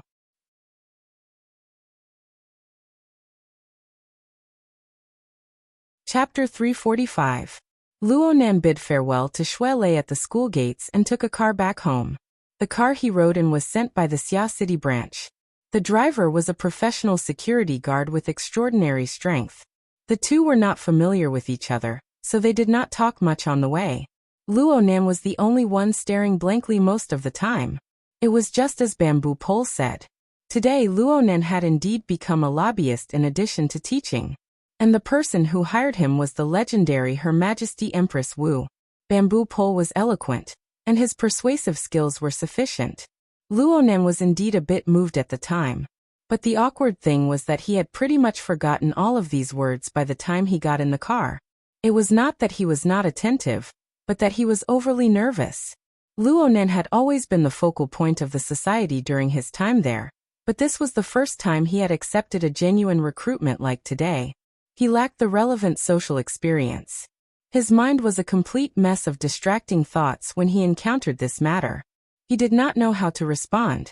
So much so that Luonen remembered the most clearly not the benefits Her Majesty Empress Wu would give him. Instead, it was Bamboo Pole's words of consolation. Boss Luo, you are not of age yet, but you are already a complete member of society. Things like this are unavoidable. You can seek the opinions of others. Ask more. Refer more. Don't rush to make a judgment. Her Majesty Empress Wu went through me and not through Zhang Yingying because that girl is too impatient. She wants to avoid playing the emotional card and affecting your judgment. These words were filled with sincerity, but the reason why Luonen remembered them was because Bamboo Pole's words, member of society, poked at his sore spot. Luonen opened the car window and rested his elbow on the window frame, feeling the incoming night wind. A moment later, he used his other hand to draw a diagram. It was a tetrahedron, and it was divided into 5 layers. According to formatting theory, this was the societal formatting diagram. From bottom to top, it was clearly divided into 5 layers: student, employee, technician, priest, and politician. This was the classification of the resources he controlled. It was barely possible to correspond to the outside society. Luonen still remembered his first conversation with Zhang Yingying on the ship Lanshan. He had solemnly vowed that he needed pressure and opportunity to enter a completely new circle to satisfy the needs of his rapid rise in social status. His voice was still in his ears. He had truly taken this step, but how could he have imagined that he would be at a loss today? He didn't think that his initial choice was wrong, but was this kind of passive situation inevitable? If one viewed life as a game, then the path he had chosen after his class advancement would definitely be a terrible one. Furthermore, there would be no save point, and he wouldn't be able to start all over again, nor would he be able to stop. Luonen had to chew on the bitter fruit of life, and he had reached a juncture. He had to make a decision. He could not stop moving forward. Luonen couldn't quite understand Her Majesty Empress Wu's thoughts. He was unable to guess the calculations within. He could only follow Bamboo Pole's advice and seek the opinions of others. The first person he thought of was He Yuan, but when he applied for the call, she should be dealing with some business and couldn't be distracted. She only left a message saying that she would contact him later. Luonen could only skip it for now. His thoughts swept through the list of friends in the Hexaear, pondering over who he should consult. Zhang Yingying had to jump over first. Cragburst seemed to be making a move tonight as well. As for Octopus, Luonen had no confidence in his ability to express himself with words, so he simply turned them into words. He left a few messages for his friends, asking for advice. Not long after it was sent, the driver suddenly said, "Boss Luo, we're home." Luonen was stupefied for a moment. Only then did he realize that he had taken a bit too long to organize his words. The car had already driven to the entrance of the residential area. It was just past dinner time. There were quite a few residents strolling and exercising on the streets. "Thank you, Brother Chi." Luonen politely expressed his thanks and got off the car to head home. He only realized halfway there. When did he become accustomed to being addressed as Boss Luo? Luonen walked into the house. There was no one in the living room. Luonen called out, and his uncle, Mo Haihang, responded from the kitchen. "Oh Luonen, wait a moment. The food needs to be reheated." "Oh okay." It was already 8 o'clock in the evening. Dinner time had long passed. However, as long as his uncle was home, he would certainly reserve a portion for Luonen, the king of stomachs. Luonen first went to wash his face and used cold water to stimulate himself. When he returned to the living room, Mrs. Luo Shuqing was already sitting on the sofa in her home clothes. "Auntie." Luonen rushed to greet her. He was most afraid of this person in the family. Luo Shuqing had her head lowered as she fiddled with her wristband. Luo Nan's heart thumped when he saw this scene. He immediately bypassed the minefield and headed to the dining room. But he was still too late. A cold and clear voice came from behind him. Did Mo call yet? No. I haven't been in contact for the past 2 days. Maybe Mo Peng. Where is he? Luo Nan turned around. He didn't see the best shield, but this didn't prevent him from diverting the disaster. He went crazy outside. I hope he'll be back before 9. Mrs. Luo Shuqing's attention shifted a bit, but she soon locked onto her target. Has Mo confirmed the specific time she'll be returning to Xia City? The words "return to Xia City" were remarkable. As the saying goes, no one knows a daughter better than a mother. Madame Luo Shuqing had already determined that even if her unfilial daughter returned from the music festival, she wouldn't return home for a while. After all, she would be gone for a month. Things had gotten out of hand. Luo Nan continued to play dumb. I haven't been in contact for the past 2 days. At most, I'll look at her circle of friends.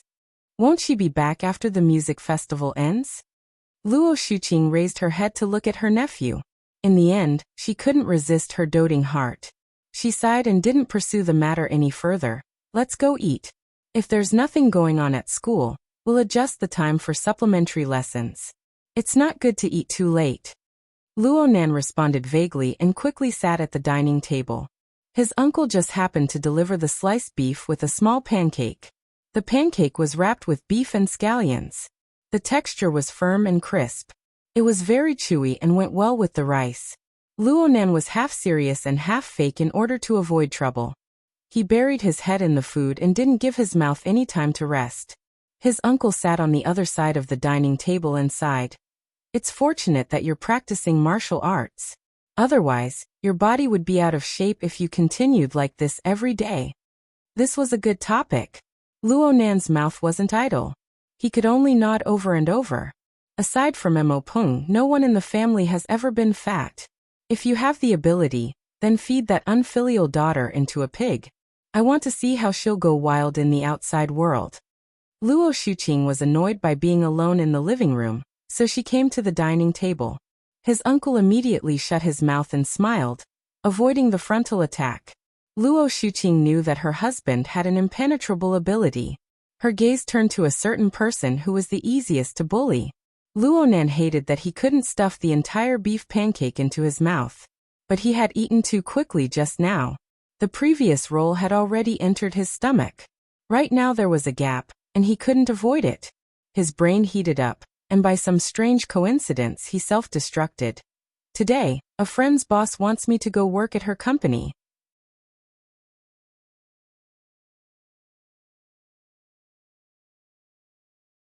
Chapter 346. Luo Nan regretted it the moment he spoke. Moya must have secretly placed a curse on him. That's why he would ignore the consequences and step forward to block the bullet.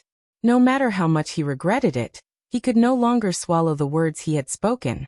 The consequences of his actions were immediately apparent.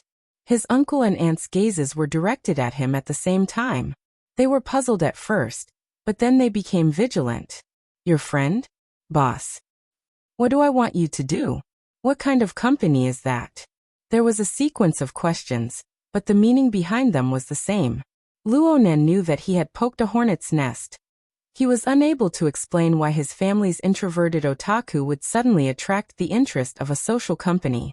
He could only bite the bullet and avoid the question. I haven't agreed yet. I'm afraid he's just saying it. Luo Shuqing stared into her nephew's eyes.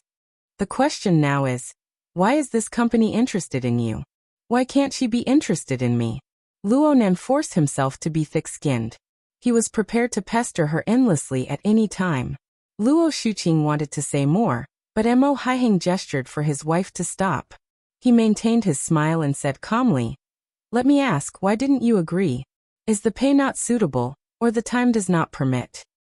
Yes. Mo Haiheng didn't wait for Luo Nan to finish speaking. Your cautious attitude is correct. Regardless of age, as long as there was a labor relationship, working hours and pay were very important. How much did they pay you? Luo Nan was stupefied when it came to the specifics. He stared blankly for a moment before replying, "We haven't reached that step yet. If there's a need to talk later, you might as well ask your aunt to be your advisor. She's a senior HR officer in a big company, and she specializes in this. She's experienced in scamming people and getting scammed." Luo Nan buried his head in eating. He responded vaguely, "Oh, okay." Luo Shuqing glared at her husband, but as a married couple for decades, she knew some tricks very well, so she immediately changed her words. "Working and being independent is a good thing. What's the name of that company again? I can help you find out the bottom line first. Other things aside, you should be able to grasp the average salary. If you negotiate with them, you will be able to seize the initiative." She had been in the HR business for many years. In terms of human resources management, she had a wide network of contacts and was skilled in the business. He had already opened up a professional search software as he spoke. He could find all the official businesses of Xia City on it. The couple looked amiable on the outside, but in reality, they were pressing him. Luo Nan's brain was no longer working in circles. He wasn't good at lying to begin with, so he began to leak out. "I think she's called Blue something? Hidden Indigo Company. It should be an office." Luo Nan half buried his face into his rice bowl. Otherwise, the cold sweat on his forehead would be seen clearly. Now he knew why he was in such a difficult situation in just a month, and why he had made so many enemies. This impulse was too deadly. Luo Shuqing quickly found out the results. Hidden Indigo Firm. Oh, there's registration information and tax payment records. It's mainly engaged in legal consulting business. It seems to be fairly formal. What's the name of the boss who recruited you? Wu. Ahem, I only know her surname is Wu. Wu Jiang? Luo Shuqing read out the name of the legal representative of the firm. For a moment, the restaurant was filled with awkwardness. Long live Her Majesty Empress Wu. Luo Nan let out a long breath. Now he had a handle. A wait, samurai? Why not just call her Wu Zetian? Mo Haiheng tapped his fingers on the table and frowned. Of course, there were many unreliable parents in this world. There were all sorts of strange names for their children, but there were extremely few who would specifically use the name of a unique and unmatched character in history. More importantly, this violated the current laws and regulations. Not to mention anything else, it was impossible for the Social Authority Department he worked in to pass such an application for information. But the current situation was that this Mrs. Wu Zhao had used this name in an imposing manner. Moreover, she had used this name to register an official office. Based on his years of experience working in the SCA, he could tell that Wu Zhao, this office, and the corresponding registration information were all fake from start to finish. It could even be said that she was making a mockery of public authority. Or, she was a very powerful person who could openly violate certain social rules. Of course, she must be very willful. Mo Haiheng was unable to immediately verify these judgments, nor did he say them out loud. His mind spun like lightning, but his face remained smiling as he asked, "She took the initiative to express interest in you. This is very good. This means that you have a skill that is useful to her business." "What is it specifically?" "Yeah, what was it?" Luo Nan was a bit absent-minded. He held a cautious attitude toward Her Majesty Empress Wu's basis for recruiting him. It was hard not to be suspicious when he carried a treasure on him. He didn't have an answer right now, but he couldn't stop talking. He could only rack his brain and comb through his abilities on the surface. Fortunately, a flash of inspiration struck him before he suffocated to death. He combined today's experience and found a reason. "They appreciate my sketching ability." Sketching. Luo Nan's answer was more or less outside of the expectations of the two parents. They looked at each other once more. They knew that Luo Nan had a sketching ability. He could sketch a vivid and lifelike drawing in an extremely short amount of time. But what was the use of this toy? Luo Shuqing immediately asked, "What does the Hidden Indigo firm need this kind of employee for?" "It seems to be a detective or something. Nowadays, many people carry anti-surveillance equipment. Some things are hard to operate, and it will arouse the other party's vigilance. They want to recruit someone like me to give it a try. Private detective? Luo Shuqing's brows locked tight. This sort of job. Yeah. I also feel that this sort of job is a bit strange. It's just that I can't refuse them face to face because of my friend. I'll wait for the other side's enthusiasm to subside in 2 days.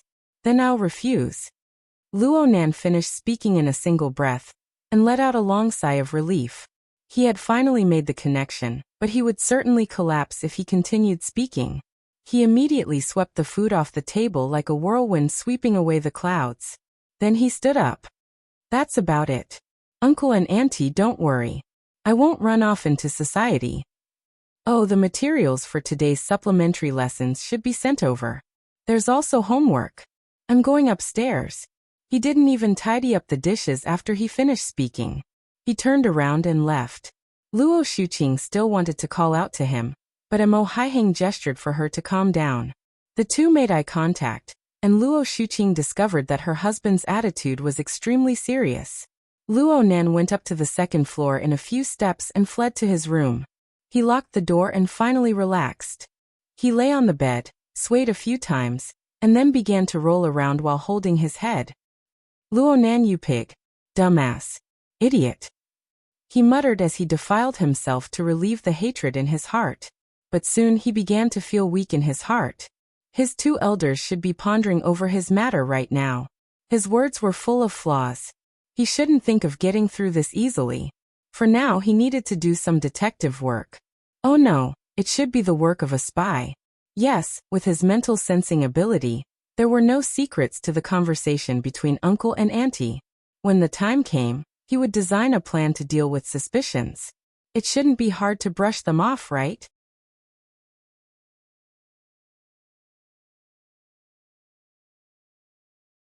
Chapter 347. Mr. Luo, are you looking for me? He Yuan asked through the hexaear. Her voice was low and hoarse. She was probably in a rather tired state. Luo Nan grunted, unable to respond immediately. He remembered Bamboo Pole's example, and knew that He Yuan was also under a lot of pressure. It was inevitable that he would feel a little embarrassed constantly troubling her. Mr. Luo? He Yuan's tone was still questioning, but her attitude was still very calm. It's like this. Just now Brother Bamboo Pole mentioned. Luo Nan did his best to make a long story short. He talked about how Bamboo Pole earned extra money, and how he helped Her Majesty Empress Wu recruit him. In the end he naturally asked for He Yuan's opinion. He Yuan didn't respond immediately. She was silent for approximately half a minute. When she opened her mouth again, she didn't rush to answer Luo Nan's question. Instead, she inquired about the details of the time, including the examples that Luo Nan was too embarrassed to elaborate on. She asked about them one by one. Luo Nan was basically forced by He Yuan to recollect the situation at the time once more. He felt even more awkward. He felt like he was a villain who was trying to stir up trouble. He Yuan didn't care about this. After thinking for a moment, she opened her mouth and said, Mr. Luo, are you considering whether or not to join? Or are you considering Her Majesty Empress Wu's thoughts? These words hit the nail on the head. Luo Nan had gone through this period of contemplation, and He Yuan had forced him to recall. Luo Nan was more or less clear about his own thoughts. Why did he join the hidden indigo firm? In the past, Zhang Yingying had also introduced the firm to him. The main business of this firm was to provide services to the rich and powerful of Xia City. They looked for rich men to catch sheep, managed interpersonal relationships, made investments, and so on. This wasn't the life Luo Nan wanted, except for a generous income. Luo Nan didn't have anything to hide. He immediately responded, I don't understand what Her Majesty Empress Wu is thinking. Well, hold on. She doesn't seem to be particularly eager to recruit me. A flash of inspiration flashed through Luo Nan's mind as he spoke, and the meaning of the latter half of the sentence changed. He Yuan declined to comment. What's the reason? You know, a few days ago the firm did a business outsourcing. This model suits me very well. At least, it's more suitable than working in the firm. If it wasn't for this matter, and I'm in urgent need of money now, I might really join. But since there's a better way, it'll definitely affect the so-called recruitment. Isn't that so? Luo Nan was a bit lacking in confidence when he spoke to this point. He urgently needed to seek advice. He Yuan replied, "There's no problem with the overall train of thought." "Really? There's only one thing that needs to be corrected." According to Her Majesty Empress Wu's temperament, the business opportunities you've obtained should be compensation. Luo Nan expressed his lack of understanding. He Yuan explained to him, "According to what you've said, Bamboo Pole's evaluation of Her Majesty Empress Wu is quite appropriate. Her Majesty Empress Wu has always abided by the law and disregarded morality. She seems to not bother with trifles normally, but she is actually very strict, both to others and to herself. It wasn't just this time. In the past, Bamboo Pole had also mentioned this point in class, and had even given a few examples. But when Luo Nan thought of Zhang Yingying, he went a bit off track. He really couldn't imagine how that sister, with her flying and bouncing temperament, was able to survive under the pressure of her strict boss. It would be difficult to establish a relevant impression. But now that He Yuan had said the same thing, he had no choice but to believe it. "Harsh it is. I don't want to go anymore. What does this have to do with compensation?" "Because of the headquarters." He Yuan's words hit the nail on the head. "Headquarters took action against you after Her Majesty Empress Wu agreed to protect you from President Ouyang. The situation was critical at the time. Admittedly, Black Beetle was the reason behind it, but an oversight is an oversight. Her Majesty Empress Wu is harsh to herself and others. Mending the pen after the sheep is lost must be done. Otherwise, even if Yingying is different from ordinary people, it would be very difficult to obtain Her Majesty Empress Wu's agreement to give you a deal worth several million." Luo Nan suddenly realized, no wonder. Otherwise, it could be said that there was no such thing as meat pies falling from the sky in this world. Now the feeling of unease brought about by the generous business rewards vanished like smoke in thin air. So this was exchanged with his life. Of course, Her Majesty Empress Wu's principle of self-discipline, and Zhang Yingying's care and concern were still engraved in his heart. And now, after He Yuan explained the compensation, she changed the topic and entered the main topic. "As for this recruitment, it's just as you said. Her Majesty Empress Wu probably doesn't expect you to join the hidden indigo firm. She had Bamboo Pole deliver the message. She probably expressed her attitude more than anything else." "What attitude?" "Her Majesty Empress Wu is well known for pushing down the wall. She has devoted herself to forging a brand new social order these past few years, allowing ability users to seamlessly enter the secular society. Naturally, it is easier for young people to exert influence in promoting and putting her theories into practice. In fact, she is famous for her love of training young people with potential. Brother Bamboo Pole talked about this before." "Well, are you saying that Her Majesty Empress Wu is displaying her appreciation for me?" He Yuan let out a rare chuckle. The word display is well used. Luo Nan's mind went in circles. "So you're saying that the so-called display isn't for me, but for other people? If this wasn't the case, then why would Her Majesty Empress Wu send the message through Bamboo Pole? And why would Bamboo Pole ask you to consult others? This is to release public opinion, to expand its influence, and to declare its attitude to people with intentions. In this way, people like headquarters won't have to consider the factor of Her Majesty Empress Wu's deep involvement if they want to make a move against you."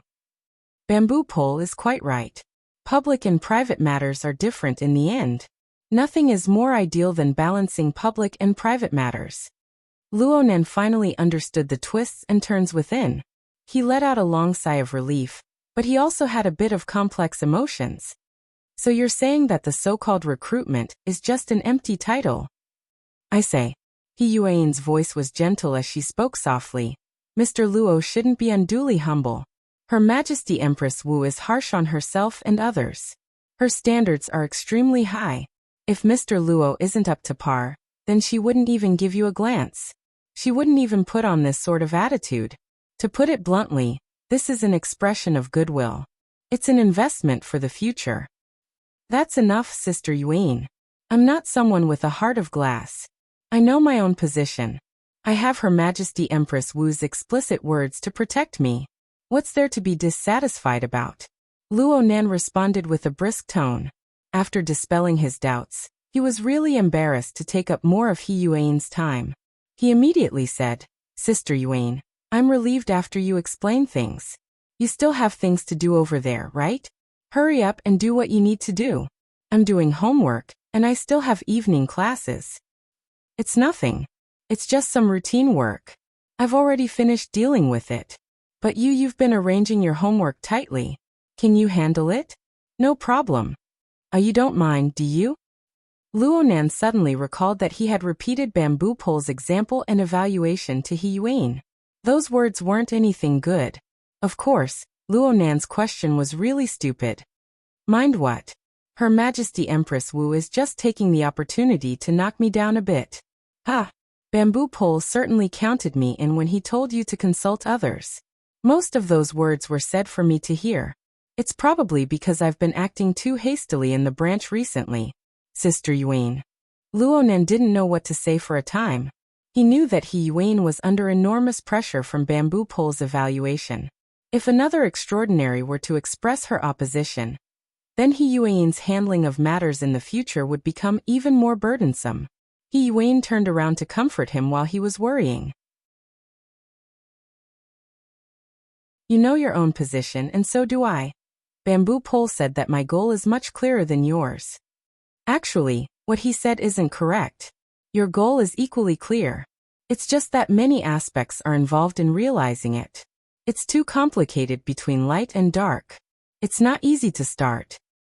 Yes, that's the logic. He Yuan's words really spoke to the bottom of Luo Nan's heart. His goal, whether it was to clear his grandfather's name or to protect his mother's work of art, involved many levels and many powers. They were all intertwined with each other. He didn't have the skill to solve this problem. He didn't have the corresponding sharpness to cut through the Gordian knot. It was as if He Yuan could hear his thoughts. She said, Since it's like this, I might as well say a cliché. Sharpening the knife will not delay the work of chopping wood. If you really don't know where to start, then just sharpen the knife. Wait until the blade is sharp, and there will be a day when your worries will be severed. Yes, I know. Sister Yuan, I will definitely work hard. Luo Nan couldn't help feeling a bit embarrassed when he spoke to this point. Why did he sound like an elementary school student writing a pledge? He Yuan didn't mind. She said softly, Your mental ability to interfere with matter has just manifested. You don't know what to do. You must be careful. If you don't want to go to Bai Xinyan's place, there's no harm in going to Divine Yu Gym.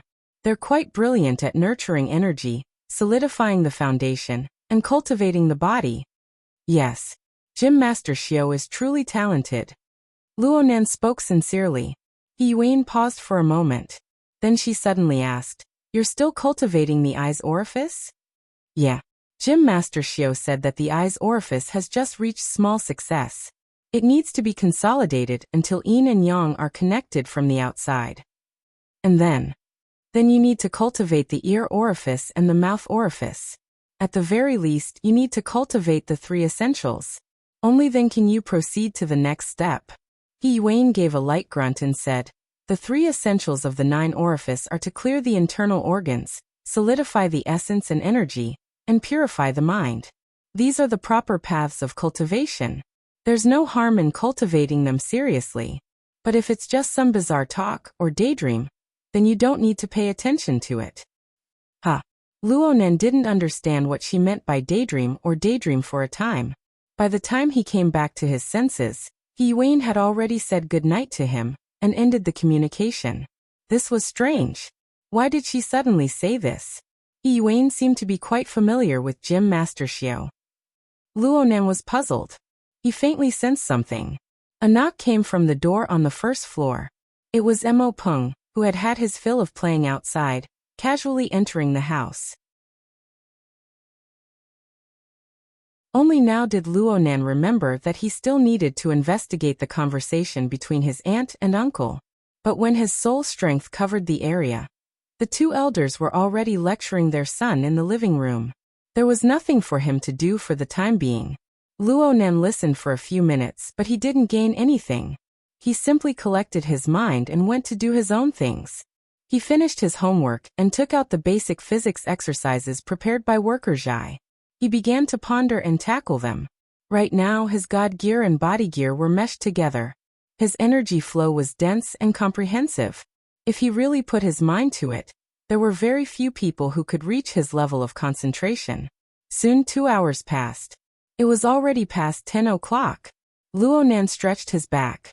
He followed the Douyin technique taught to him by Gym Master Xiao. He loosened his joints and relaxed them step by step.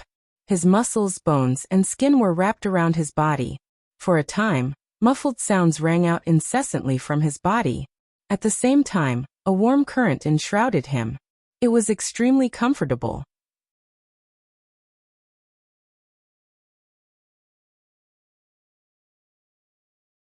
Chapter 348. Night sounds. Luonan put everything down and got onto the bed. He stripped down to his underpants, adjusted his breathing, and began his night training. A thin layer of sweat covered his body after half an hour of breathing guidance, but the state of his body and mind had already recovered to their peak.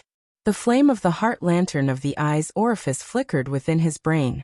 Luonan's thoughts stirred, and the heart lantern flickered, sending the warm light into his internal organs.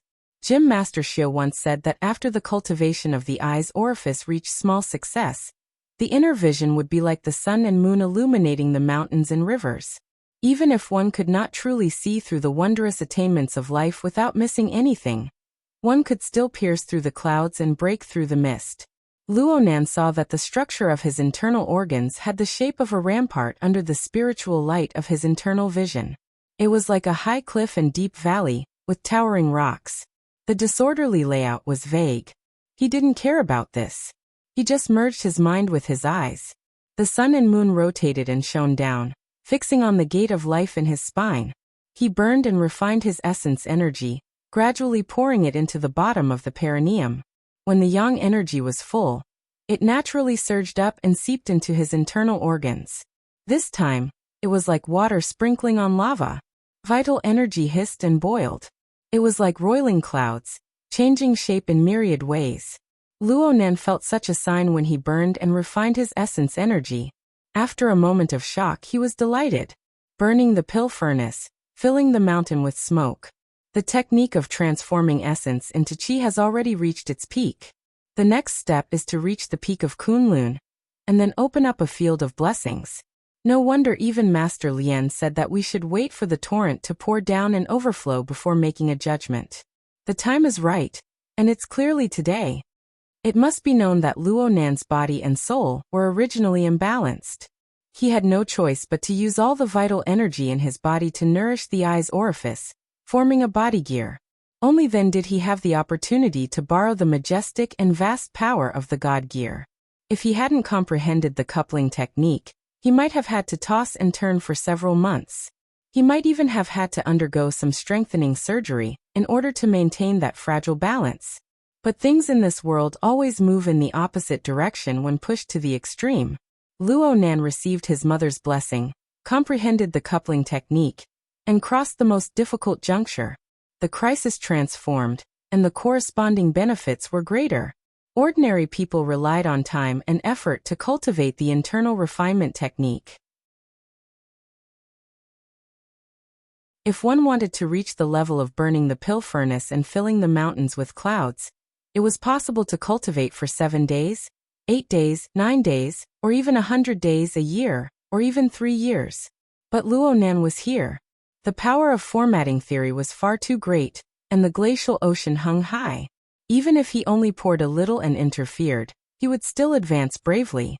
Ever since the heart lantern of the eye's orifice had broken the boundaries of interference, it had become unstoppable in the short 7 days. With just a few thoughts flashing through his mind, clouds gathered in the middle of his chest and abdomen. They were dyed with 5 different colors. Especially where his liver and gallbladder were, the green aura was the thickest.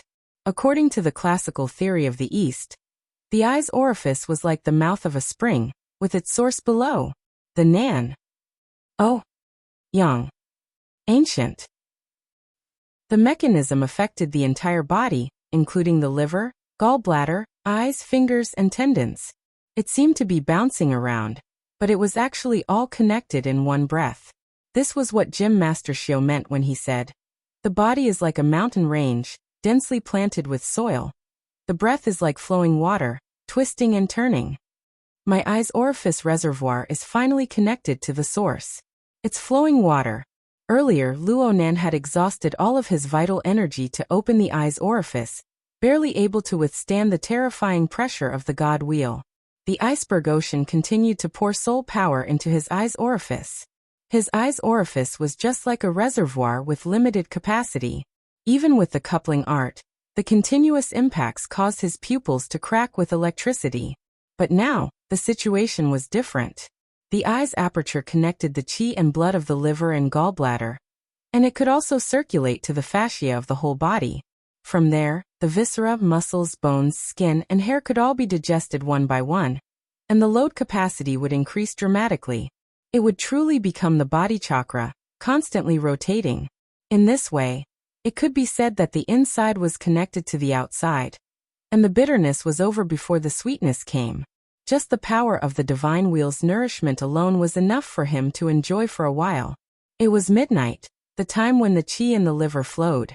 After the pleasantly surprised mood passed, Luonan suppressed his feelings of joy and calmed his mind. He adjusted the flow of energy more and more carefully, wanting to complete the task. 2 hours passed in the blink of an eye. Luonan waited for the yin and yang of the liver and gallbladder to automatically adjust the fire of the heart, the water of the kidneys, and the energy to circulate. Then Luonan woke up. He opened his eyes, and his thoughts stirred. He had his own response, and he knew that it was around 3 in the morning.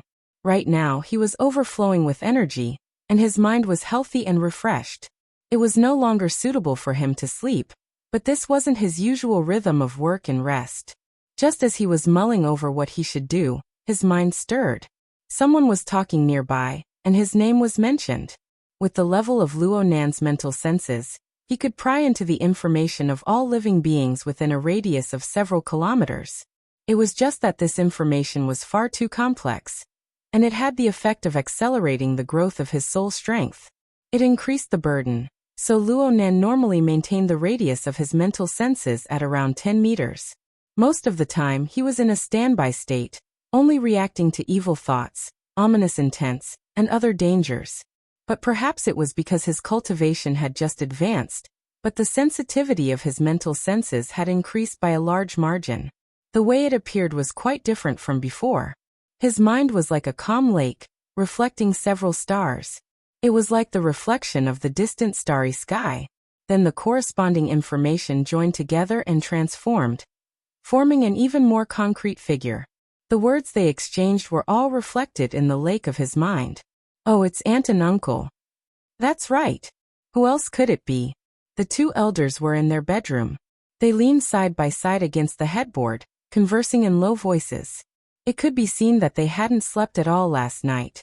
They had been conversing all this time.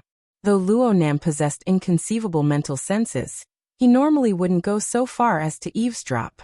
He just heard his own name, and he did that stupid thing at night. He couldn't help but feel a bit guilty, and he was even more curious. "I'll eavesdrop just once. Tonight." Luonan found an excuse for himself, and he truly used his heart to sense. This time, he was like an incorporeal specter, lurking in his aunt and uncle's bedroom. He could hear and see, and it was as if he was there in person.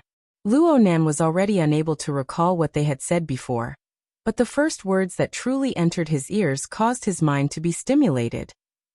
Could it be that Dad, or perhaps Zhongheng's friends have come to Xia City? They've been in the wilderness for 20 years.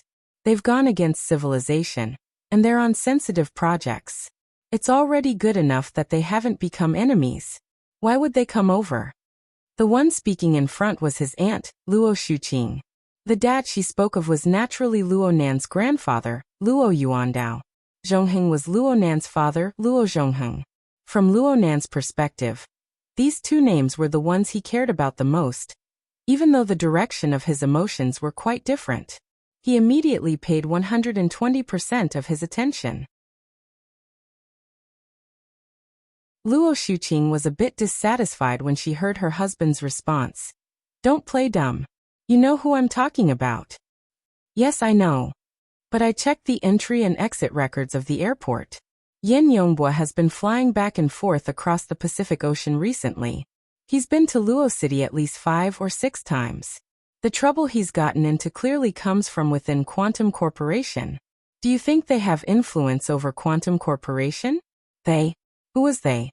Was it related to his grandfather and father? Luonan didn't hear it, but he knew that the topic these two elders were talking about right now involved their family friend, Yin Yongbua. It made sense. Back then, Yin Yongbua had humiliated his family in front of everyone at the restaurant. He had vowed in all sincerity that he would take back the reputation of his old man Yin Hong. Whether or not Yin Yongbua's words were reasonable, the endorsement of Quantum Corporation really did give people a lot of pressure. A few days passed, and this brother suddenly vanished without a trace. It was hard not to be suspicious of his anticlimactic ending. Luonan didn't completely understand the ins and outs of this matter, but compared to other more important matters, he didn't have the mind to ponder over these small details. But from the perspective of his aunt and uncle, the tiger skin of Quantum Corporation was still quite a deterrent to the secular world. Even if their family was considered a relatively wealthy middle-class family, they weren't on the same level when compared to a capital giant like Quantum Corporation. If things didn't go well, their family would be ruined. Luonan couldn't help but feel a bit ashamed when he thought of this. His aunt and uncle had been shouldering such a large amount of pressure for the past month, but they had never mentioned it to him. He was quite careless. He had forgotten about it many times. What method should he think of to appease his two elders? Luonan was pondering over this matter when he heard his aunt sneer. Are you looking down on vagrants?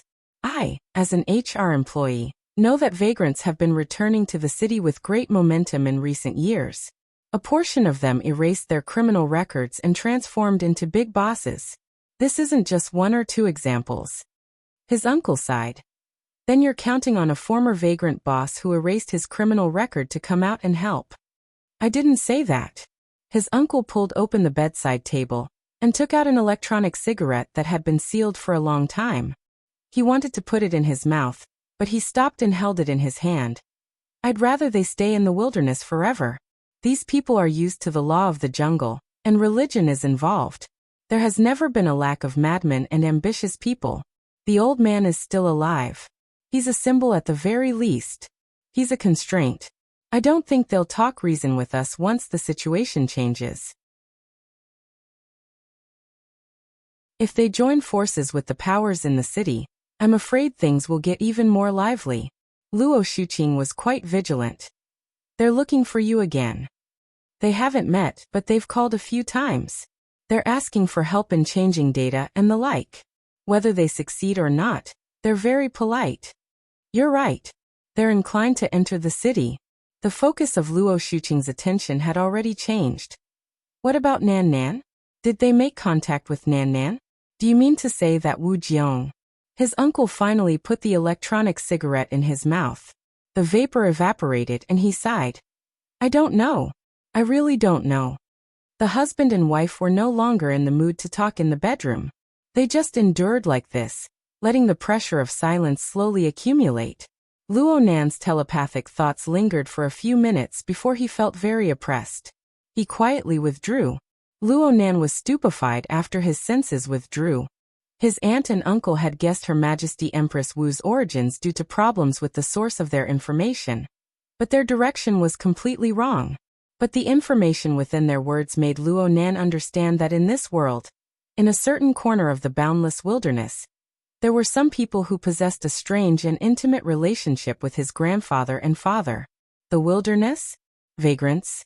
All right, he suddenly pulled out another thread. It seemed to be very far away, but it seemed to be very heavy behind it. Luonan lay on his bed and looked at the ceiling. His leisurely mood of looking for trouble instantly transformed into a myriad of thoughts, a feeling of impatience and depression. There were too many things he needed to do, but it was hard to accomplish them. He thought about it and realized that the little bit of internal refinement he had just obtained was nothing to be happy about.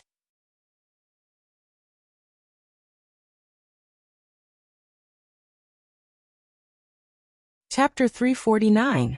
Luo Nan's mind was still a mess even after being in a daze for a long time. The hour hand was already pointing to 4 o'clock. Another hour passed unknowingly. Luo Nan was in a bad mood. His mind was originally in an extremely clear state, but now it had been stirred into a pot of porridge. This won't do. Luo Nan tried to sever his terrible state of mind. He thought of He Yuan's teachings and immediately murmured, "Sharpening the blade won't delay the chopping of wood. Sharpening the blade won't delay the chopping of wood. Sharpening the blade won't delay the chopping of wood." He recited this proverb over a dozen times like a chant, forcefully replacing his chaotic thoughts. In the end he was a bit tired. Luo Nan used the back of his hand to press his forehead. His state of mind gradually calmed down. He didn't have any new experiences, but his turbid thoughts gradually became clear. Sister Yuan's incantation was quite considerate. Actually, he recited the incantation 1,000 times and thought of 10,000 countermeasures. In the end it all boiled down to one sentence. "You're not an extraordinary." In recent months, he had followed He Yuan to grasp the world order in and out of the psychic wave network. He had followed Bamboo Pole to learn the notes of the most important people in the world. Wasn't this principle what he had learned? To put it bluntly, the inner world was a simple society built by a group of inhumans who had awakened their abilities. Even though they were influenced by the secular world, money, resources, and connections played a large role. In the end, personal strength was still the most important. Why did Bamboo Pole want him to rely on Her Majesty Empress Wu? It was because Her Majesty Empress Wu was an extraordinary. Her strength was profound, her resources were abundant, and she was revered by others. She could handle matters that Luo Nan was unable to handle, and she could solve problems that Luo Nan was unable to solve. In this sense, Her Majesty Empress Wu could be swapped with any other extraordinary. The result would be the same. At most, the difference would be whether or not they were easy to serve. Of course, if Luo Nan himself was an extraordinary, then there would be no need for a swap. Most things would be impossible to happen. Even if they did happen, they would quickly dissolve. This was the special status of extraordinaries. If Luo Nan could solve it himself, he naturally wouldn't want to do it for someone else. But the reality was that he was still far from being an extraordinary. Right now he could barely be considered a blunt blade. He needed to grind the blade to an unstoppable edge, and he needed to smash a lot of hard work.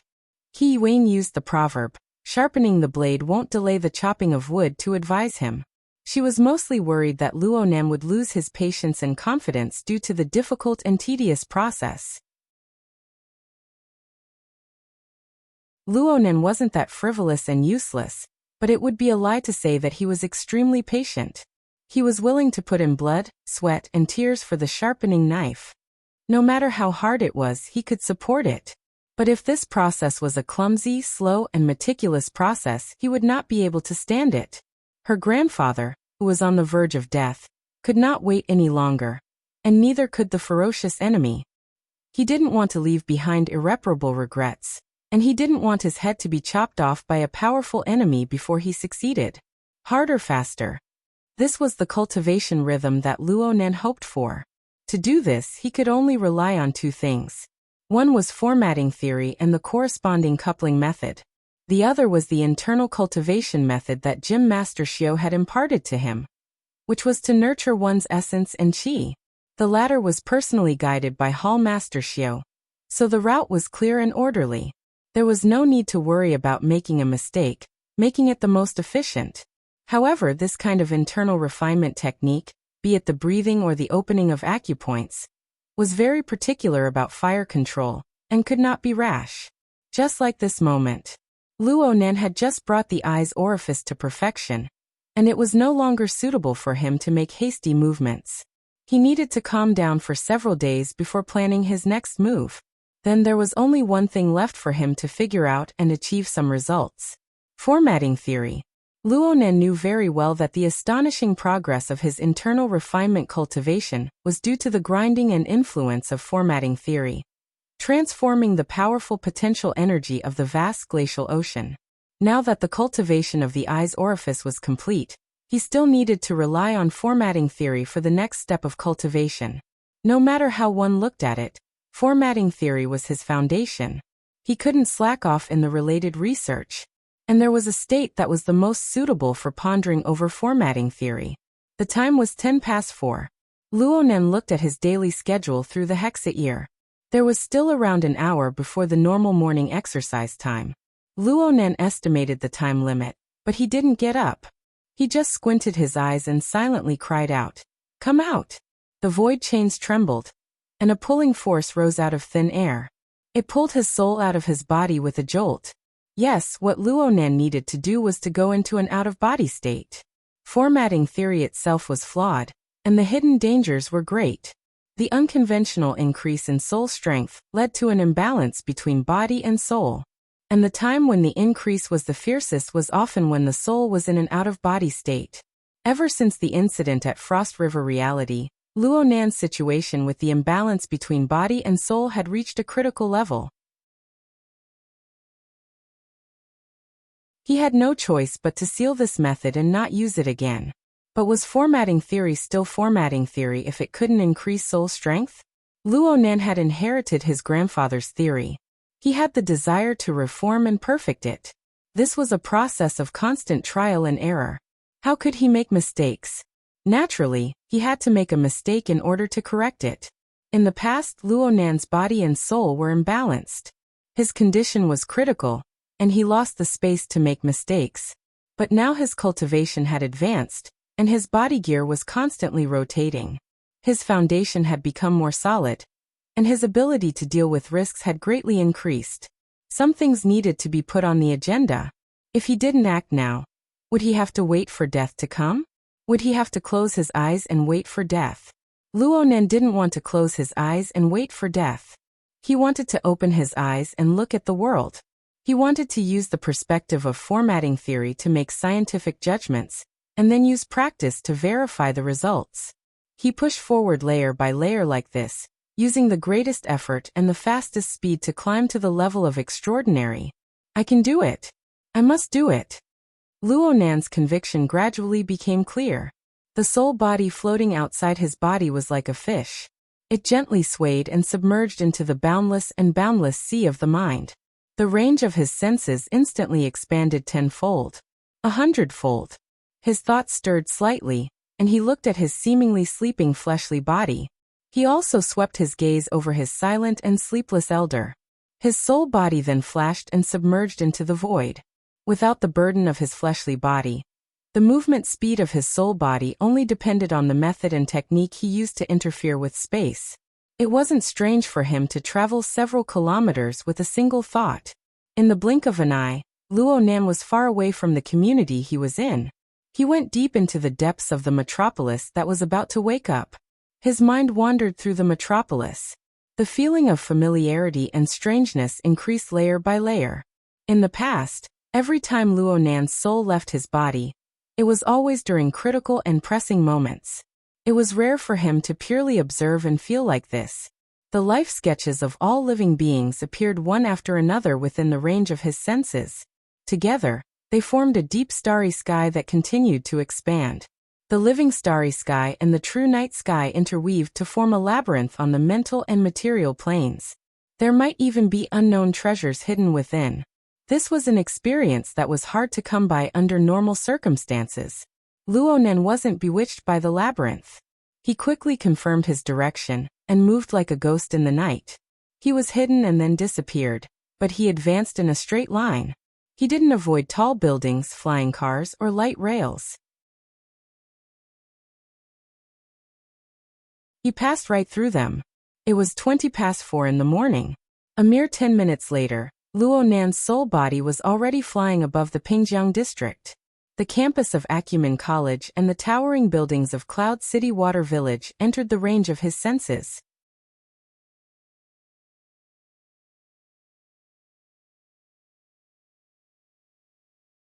Chapter 350. Luonan was shocked after confirming the time.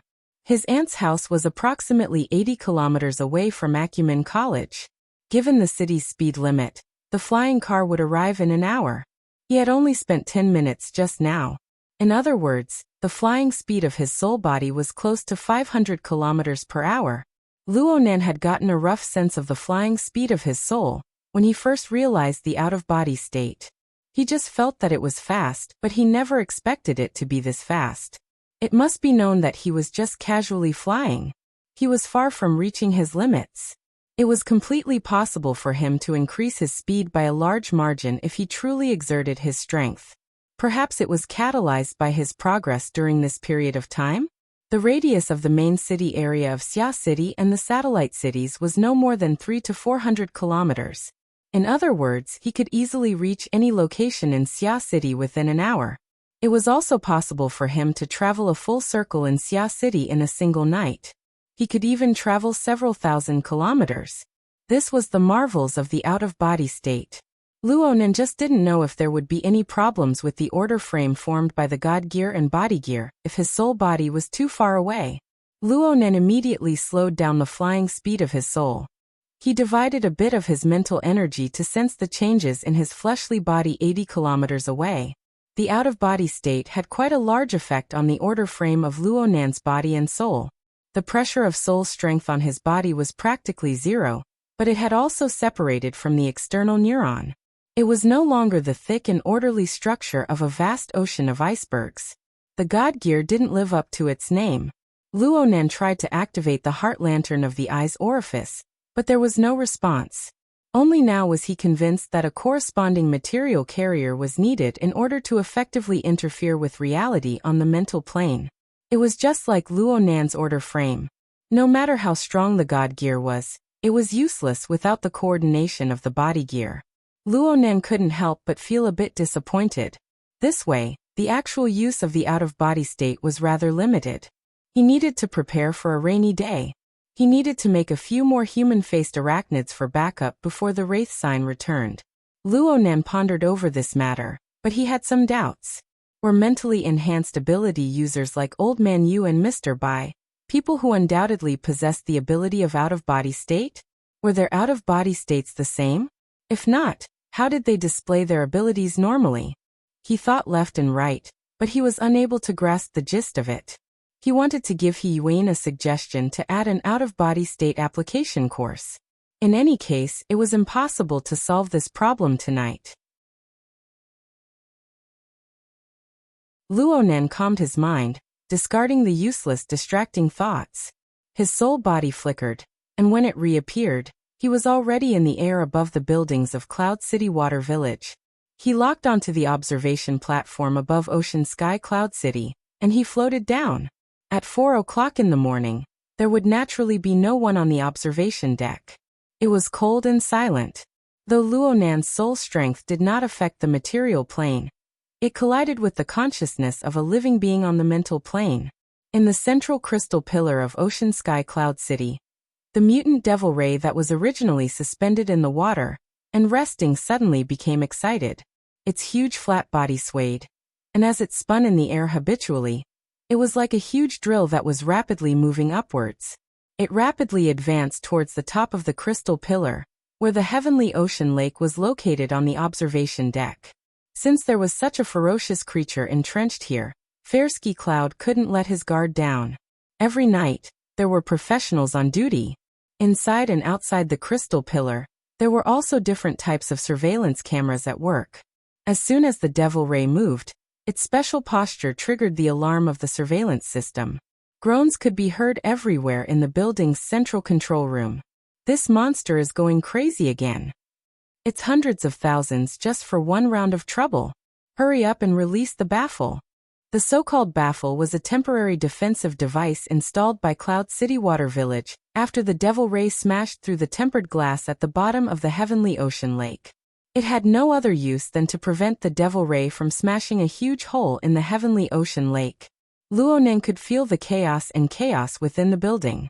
He felt quite embarrassed, so he used psychic waves to support himself and pacify the devil ray's restless emotions. The devil ray's intelligence was passable. It had once been suppressed by the high imitation human-faced arachnid, but under Luonan's control, it felt all sorts of novel, interesting, and extremely powerful states. As a result, it was both respectful and fearful of Luonan's special psychic wave frequency. Right now, it was already ranked as a staff member of the societal format diagram. According to the definition of the order, It could be called a believer or a follower. Luo Nan's telepathic thoughts descended, and the devil ray didn't dare to resist. It immediately stopped its momentum and turned its body. It saw the fish and shrimps that were fleeing in all directions. Alarmed by its actions, it immediately swallowed a bunch of them and let out some blood over at Fairsky Cloud City. There was no need to mention just how great of a loss the devil ray, which had woken up in the middle of the night, would bring to the relevant parties. Luo Nan's soul body stayed on the viewing platform, observing the wetland jungle to the north of Acumen College. He remained motionless for a long time. There was gear within the jungle, but the viewing platform was over a dozen kilometers away from the wetland jungle. The sky was dark and silent, making it difficult for ordinary people to see it. Luo Nan could see it. A distance of over a dozen kilometers had already far exceeded the limits of Luo Nan's mental senses when his body and soul were one. Back then, he had used the coupling of the God gear and body gear to stimulate the heart lantern of the eye's orifice to rub his psychic light and illuminate the earth below. Only then was he able to bring gear within the jungle into his clairvoyance. Now that his mind had wandered to this point, the coupling of the God gear and body gear was no longer possible. However, after his out-of-body state, the range of his senses had increased explosively by 10 times. He was able to see clearly under pure observation. The problem was that no matter how much he observed, it was hard to trigger the wondrous sensation of gear being the eye of heaven and earth, the universe grand format. This result was not unexpected at all. From the moment Luo Nan's heart lantern illuminated gear, he truly understood that the wondrous aspects contained within gear could not be seen by the naked eye. Mental senses could not illuminate it clearly. Only the two modes of sight and mental senses, through coupling, could cross and grind each other. Only then could one touch the reality behind the surface and determine how the law and order operated, transformed, and nurtured within the void of heaven and earth. Pure mental senses were still lacking in meaning. If it were possible, Luo Nan obviously wished to truly go to the viewing platform and observe gear with clairvoyance day and night. He wanted to feel and comprehend the wondrous aspects within. But this week, whether it was the viewing platform or the interior of gear, there were demonic shadows flickering one after another. It was a bad mood. Whatever. Let's just get closer and observe. Luo Nan's out-of-body state of mind had absolutely not chosen this place on a whim. He had a clear goal and plan. His soul body flew away from Ocean Sky Cloud City, and with another thought, he shifted to the wetland jungle. Gear was right in front of him. Right now, the lights within the building were completely extinguished. The pitch-black cave was completely devoid of people. Entering this place at this time, and in this sort of situation, required a bit of courage. Well, if someone really did come, Luo Nan did not mind testing the quality of this fellow. Unfortunately, there was no one. Luo Nan's soul body passed through the wall and entered the interior of gear. His mental senses naturally covered every space and every nook and cranny of the 12 floors, leaving nothing out. He could do all of this when his soul and body were one. He could do it even better because he had the heart lantern of the eye's orifice, which was more suited to the environment of gear. But it was still the same old saying. There were people in front of him, and there were eyes behind his head. He could not act willfully. Only when his internal refinement was successful, and he reckoned that he could resist the pressure of the explosive increase in his soul strength, could this matter be accomplished.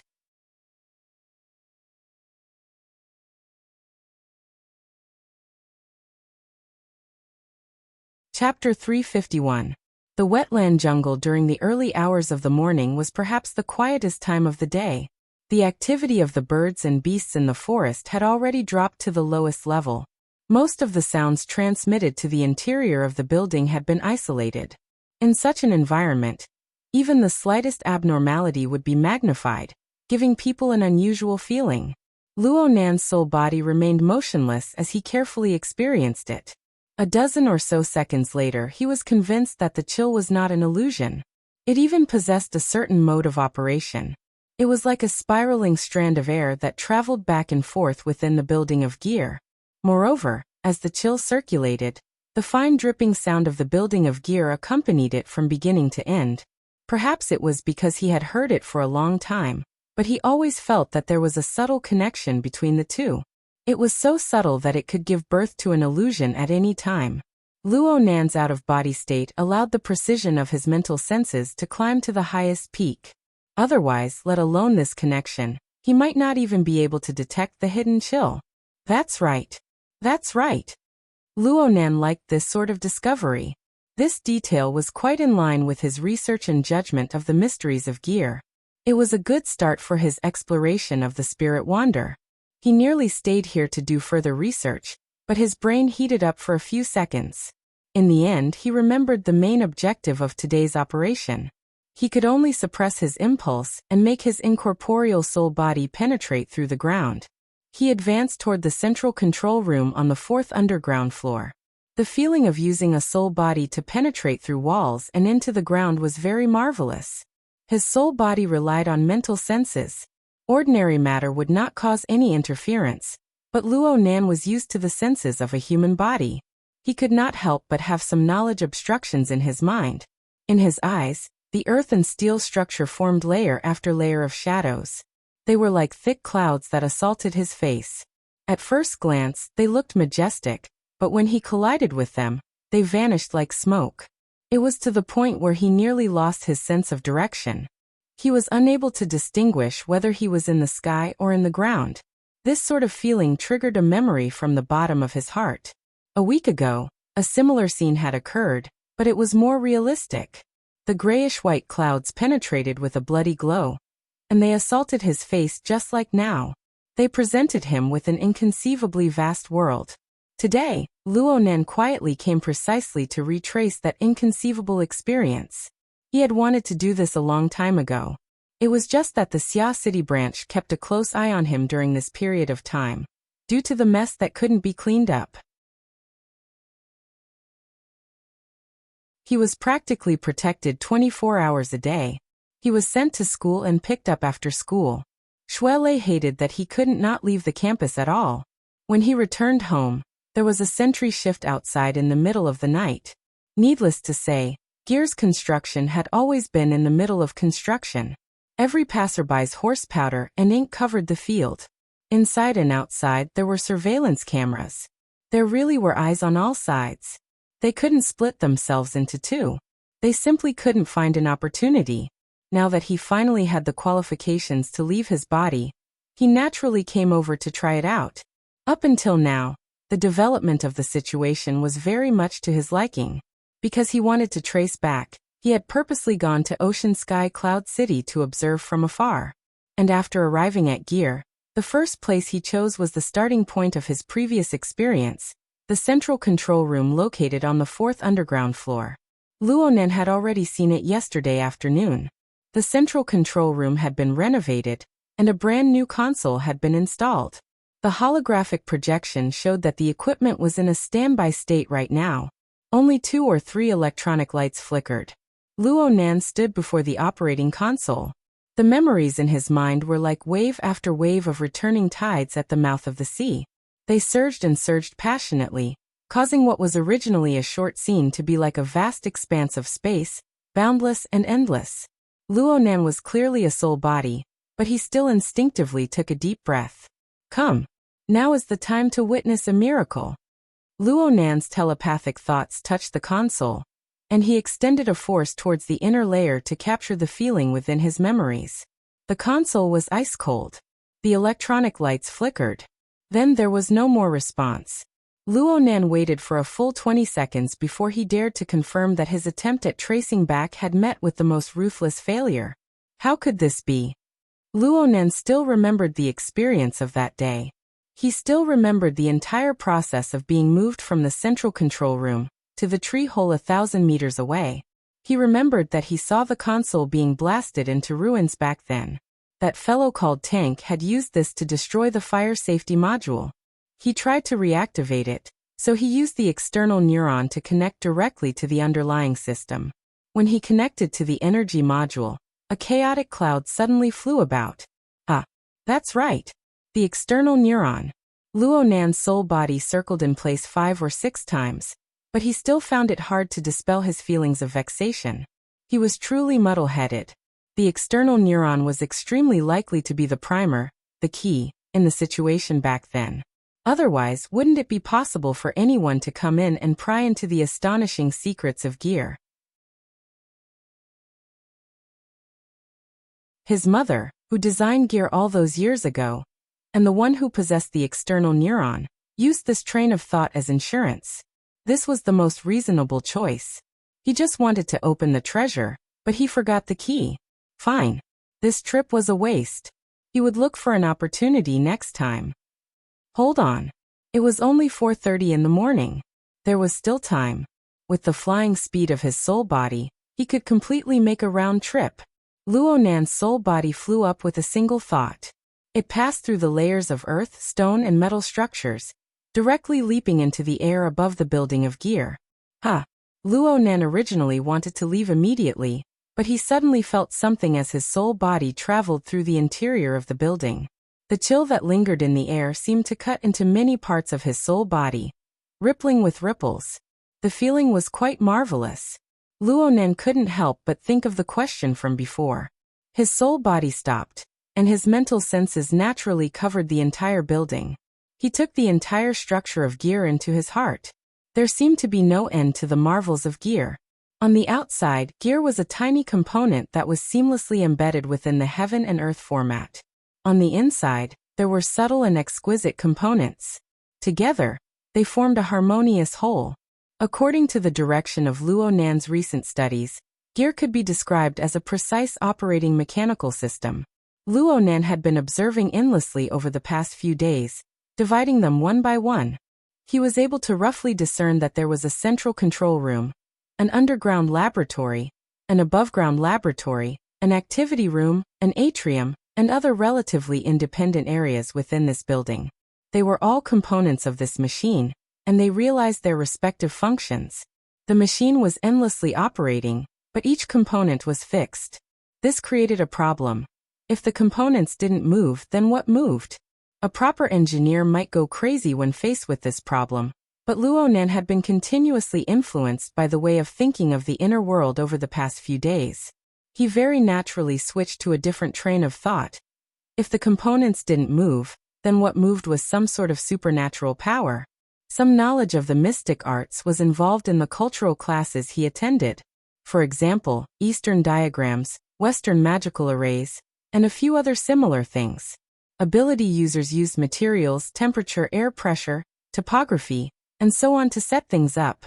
They were able to draw upon the flow of energy to construct the marvelous structure of condensed air. The researchers of the society even added the legendary 8-formation diagram of Wuho as a reference. Luo Nan didn't care about the 8-formation diagram of Wuho.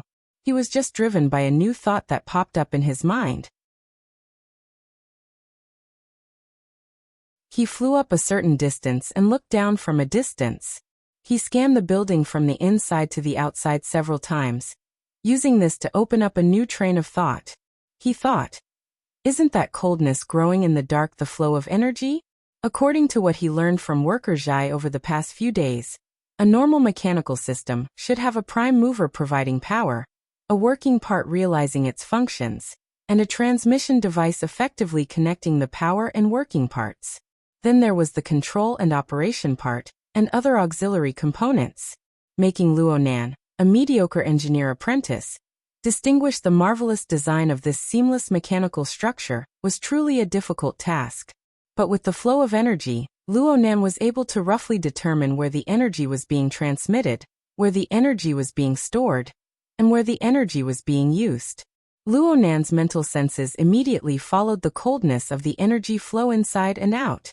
He smoothed it out a few times, eliminating the components one by one. He gradually narrowed the range until he reached the westernmost side of gear. This place was an atrium with a diameter of 12 meters and a depth of 50 meters. According to Luo Nan's perception, the layers of coldness of the energy flow had different sources, but in the end, they all accumulated and revolved here. Therefore, the drip drip drip drip drip drip was the clearest here. Luo Nan's soul body sank directly into the atrium area. He entered and sensed with the answer in mind. Sure enough, The psychic pressure of the flow of energy flow was a level higher than in other parts of the building. When Luo Nan's soul body cut in, the mental plane clearly rippled. It was like a stone thrown into a deep well. Luo Nan was able to confirm that the energy flow accumulated here was exquisite and subtle. And reality told him that if it weren't for the fact that his soul was in an out-of-body state, greatly increasing the precision of his senses, he probably wouldn't have been able to capture the changes within. But what happened after the energy flow accumulated and revolved? Why did Luo Nan have an impression of a deep well? It was because the atrium seemed to be lacking something relative to the amount of energy that had accumulated. It lacked the order to control the energy flow. It lacked the decisive element. Was it the external neuron? Or perhaps? Luo Nan floated in the atrium and pondered silently for a moment. Then he suddenly gave his soul body a boost. With his current abilities, doing the relevant boost was as easy as drinking cold water. The visualization diagram of a tetrahedron, an inscribed sphere, and an inscribed sphere immediately appeared in the void, wrapping the soul body within. When this diagram manifested in the atrium, Luo Nan discovered that the surrounding slightly cold energy flow was stirred. The flow of energy increased in speed. It passed through and coiled inside and outside the diagram, moving step by step. With the stirring pull, the accumulated energy flow became much more orderly, and it became much more solid, especially some scattered information. Because of this, they gathered together and gradually formed logic. There's a way. Luo Nan's senses toward the circulation of energy flow grew clearer and clearer. Luo Nan's mental senses were even painted with a smear of color. A slightly grayish glow gradually filled in. Luo Nan was no stranger to this.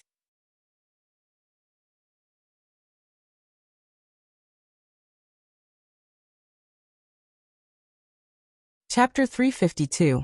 The grayish-white radiance was a form of encouragement for Luo Nan. He couldn't help thinking. Could it be that he didn't need the external neuron to reproduce the situation back then? Luo Nan wanted to know more, so his mental senses naturally expanded outwards. But he discovered in the next moment that his soul strength was being restrained. It was being restrained within the atrium. It was unable to break through the outer wall no matter what. It just spun within the atrium, its speed rapidly rising. Soul strength didn't have kinetic energy. Soul strength didn't count as a vector. These were matters on the philosophical level within the society. Luo Nan was unable to give an accurate definition. But whether it was a feeling or an illusion, his soul strength undoubtedly displayed a similar state. This made him think of his junior high physics class. He had seen particle accelerators.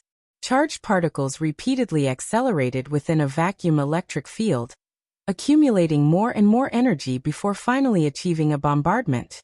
This was what Luo Nan felt right now. His soul strength was restrained in this manner. It spun, forming and enduring enormous waves of psychic pressure, each higher than the last. It was to the extent that he gradually lost precise perception of the material world. Instead, the structure of the mental plane was forced to emerge. 1,000 layers of curtains flew in the air. They warped with the rising psychic pressure. Those far away were pulled closer, and those near were thrown away. It looked like a chaotic mess. But for some unknown reason, after a few changes, the thousands of curtains actually interweaved into a relatively stable structure. No matter how much the mental plane warped, the main body rarely changed. Even though it was still complex to the point of making one go crazy. This scene seems familiar. Stop. Luo Nan decisively gave up on analyzing. The deeper he went into understanding the mental plane, the more he realized the profoundness and difficulty within. There were practically no limits to it. It really could drain a person's energy dry.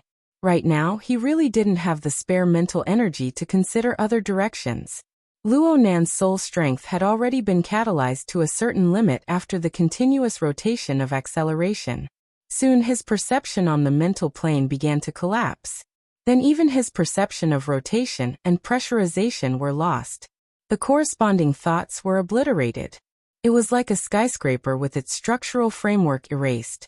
It instantly collapsed and fell apart. Luo Nan suddenly sunk into a field of primal chaos. If one were to say that a bit of consciousness still remained in this situation, then it was probably just existence itself. The world came to a standstill. Then it exploded.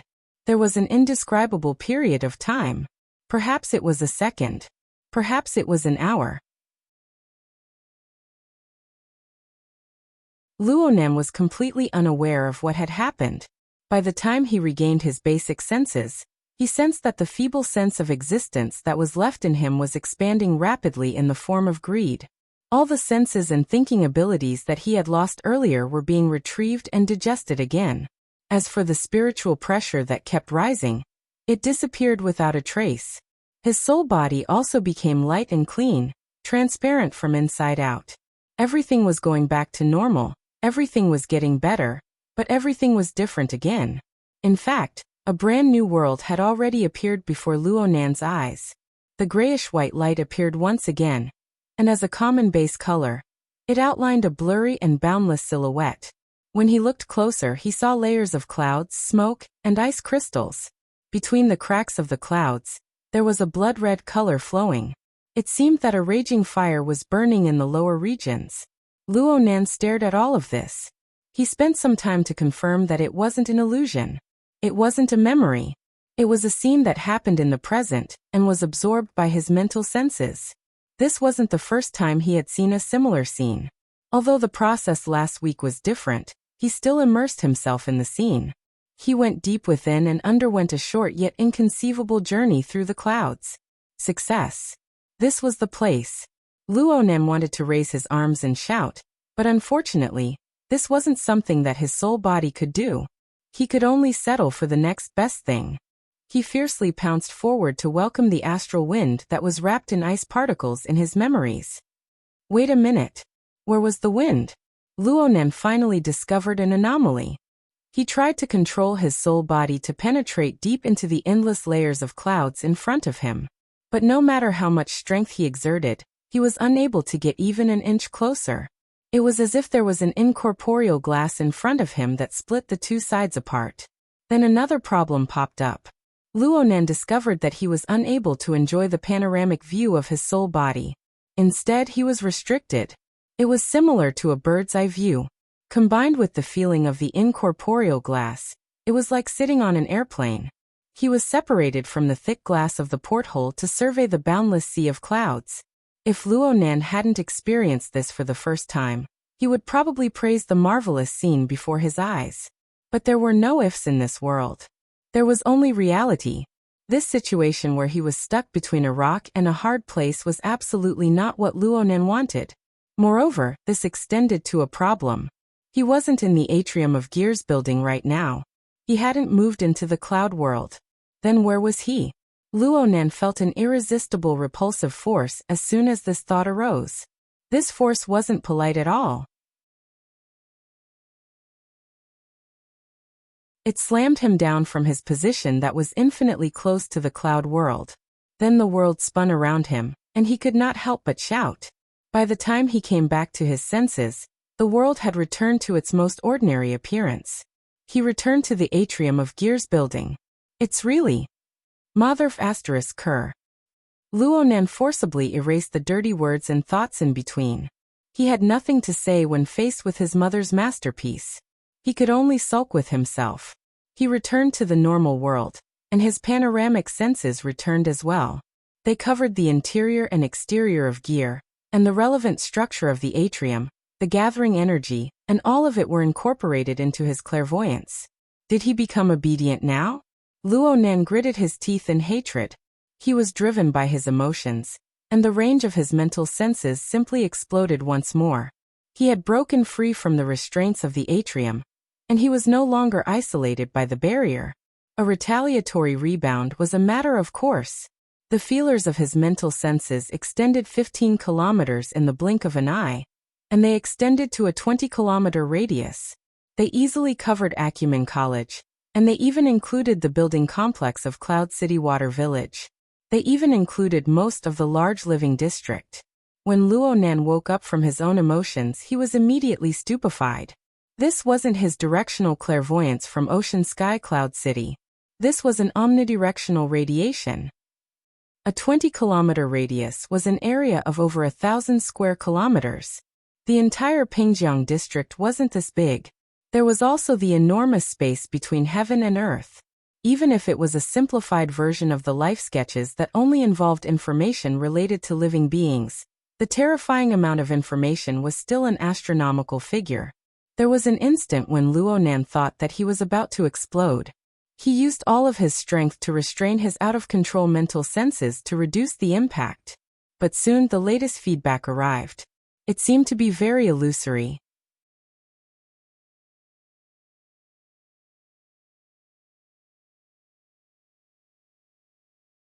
Chapter 353.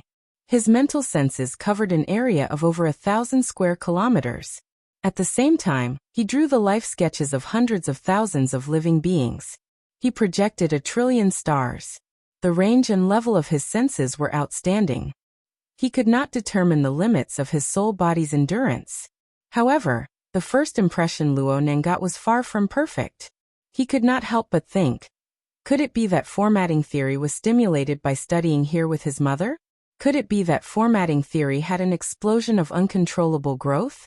Luonan knew that there were risks in the out-of-body state, but this extent of expansion and this explosive rhythm far exceeded his expectations. Even if he had the external neuron to prop up the God gear, even if his liver energy was leaking and the body gear was constantly rotating, his fleshly body might not be able to support it. He did not dare to stay in the atrium for long. He immediately soared up. However, he felt a subtle feeling when he intersected with the residual energy that had yet to dissipate. A thought suddenly popped up in his mind. It seemed that the changes in his soul body were quite large this time. The details of his mental senses were abnormal. They far exceeded any of his previous experiences. Perhaps it was not just an increase in quantity. It involved other aspects. Unfortunately, the details were too many and too trivial. The feeling was fuzzy, and he was unable to make a judgment in a short amount of time. Luonan could not figure it out, so he did not force it. The appearance of a problem often led to other problems. Right now he needed to return home as soon as possible.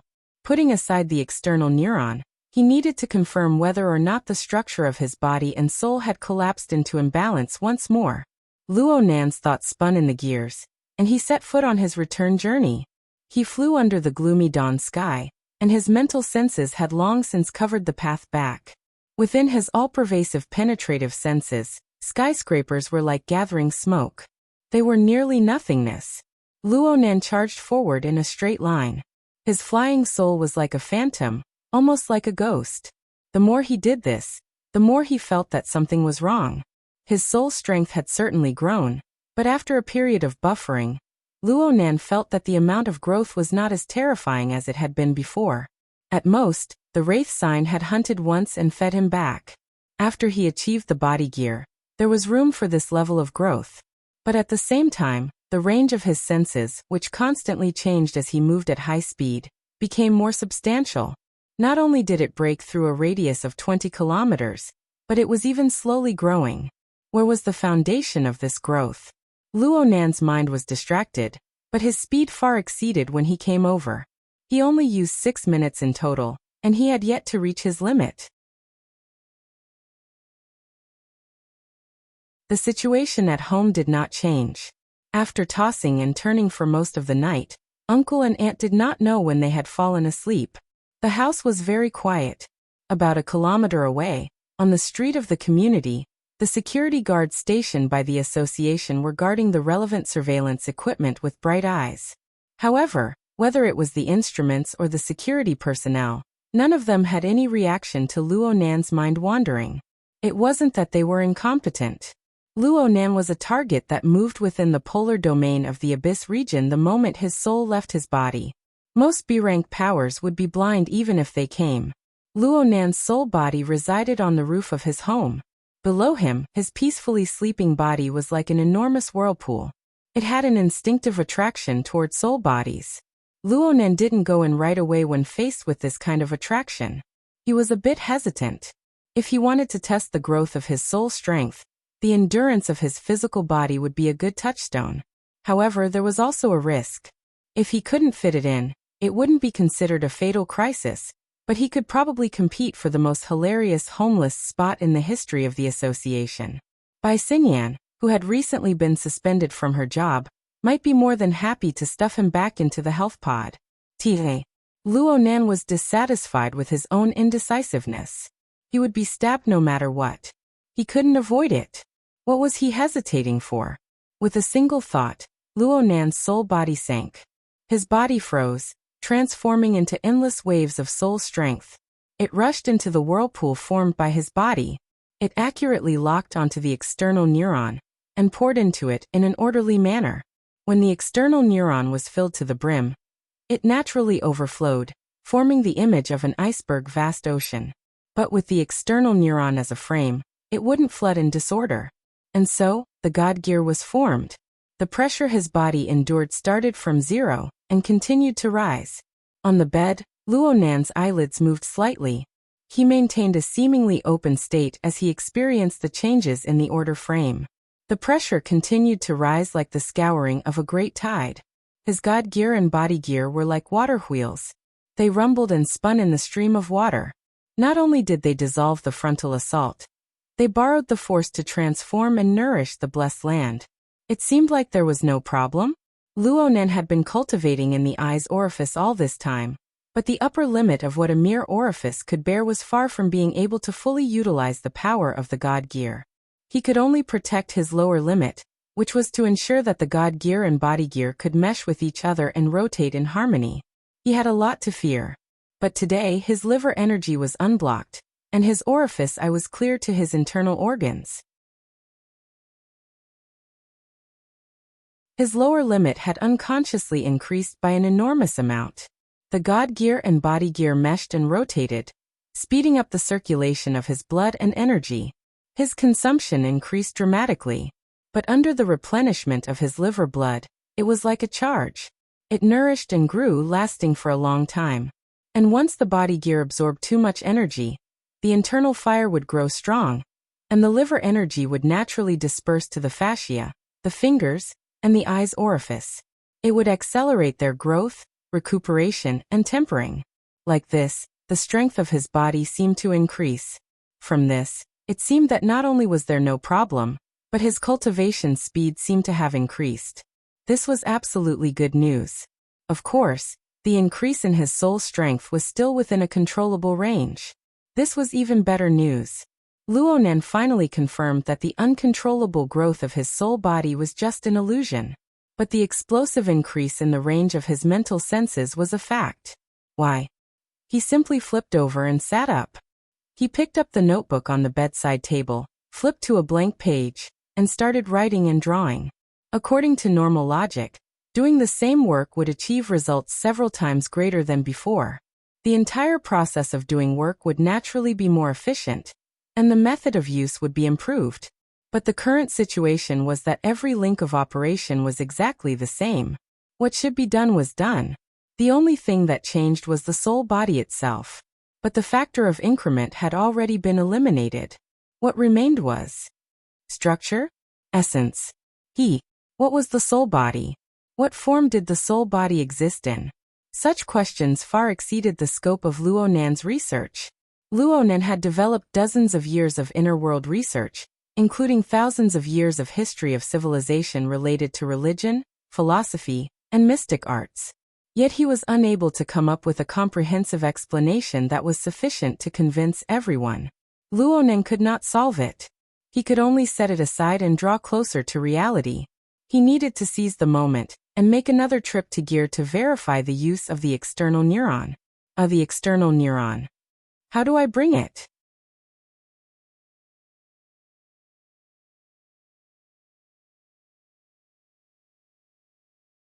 Chapter 354. Reality proved Luo Nan's worries. When he used his habitual out-of-body method to pull out his soul body, the external neuron did not react at all. It continued to coil within his brain like a long snake of electricity. It had a calm feeling of, who cares where you go? I'm right here. But saying that the external neuron was completely uncontrollable would be an unfair accusation. When Luo Nan used the traditional method, A mere thought caused the external neuron to obediently change locations within his brain. The coiling electricity flickered and flickered, echoing from afar. See, I knew it wouldn't be easy. Luonen made a few strokes on his notebook. The problem still existed, but the concept in his mind grew clearer and clearer. The out-of-body state and the driving of thoughts seemed to be matters on the mental plane, but they weren't. According to the theories he had recently learned, the former was not necessary. The latter was actually a type of guiding energy with thoughts. He described the relationship between several elements in this way. The energy contained in the human body's functions was called vital energy.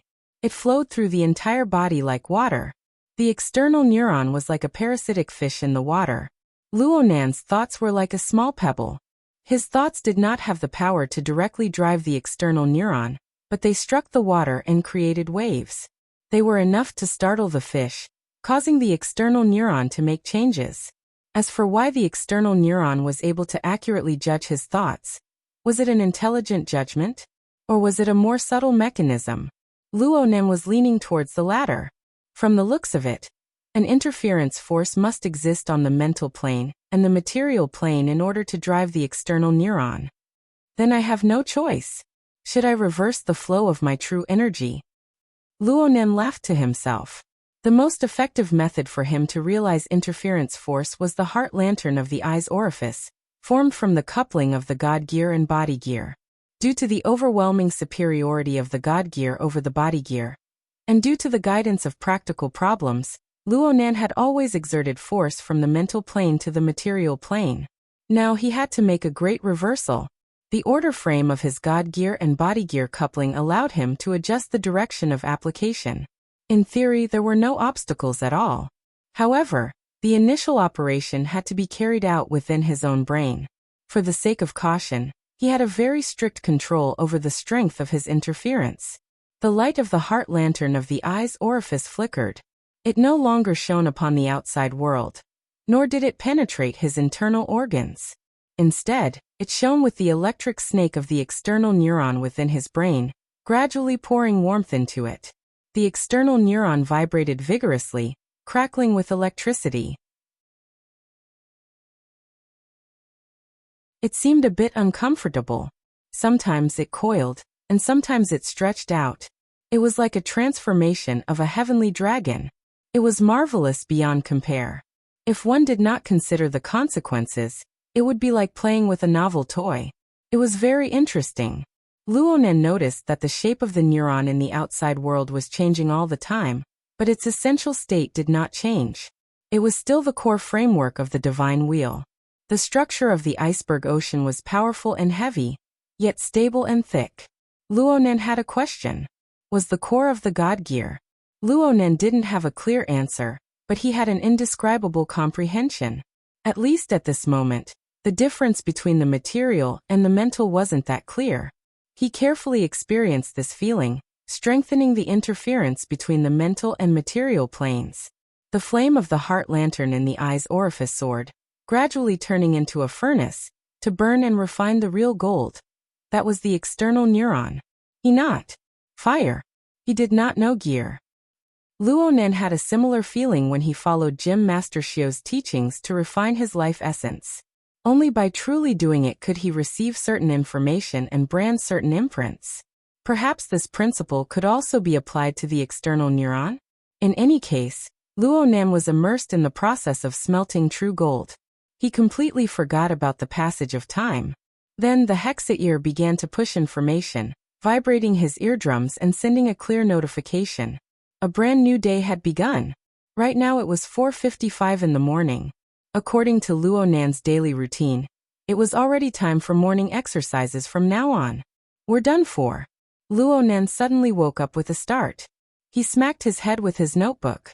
How come it's already this late? Why don't I burn it a little longer? Luonan suppressed the thought just as it arose.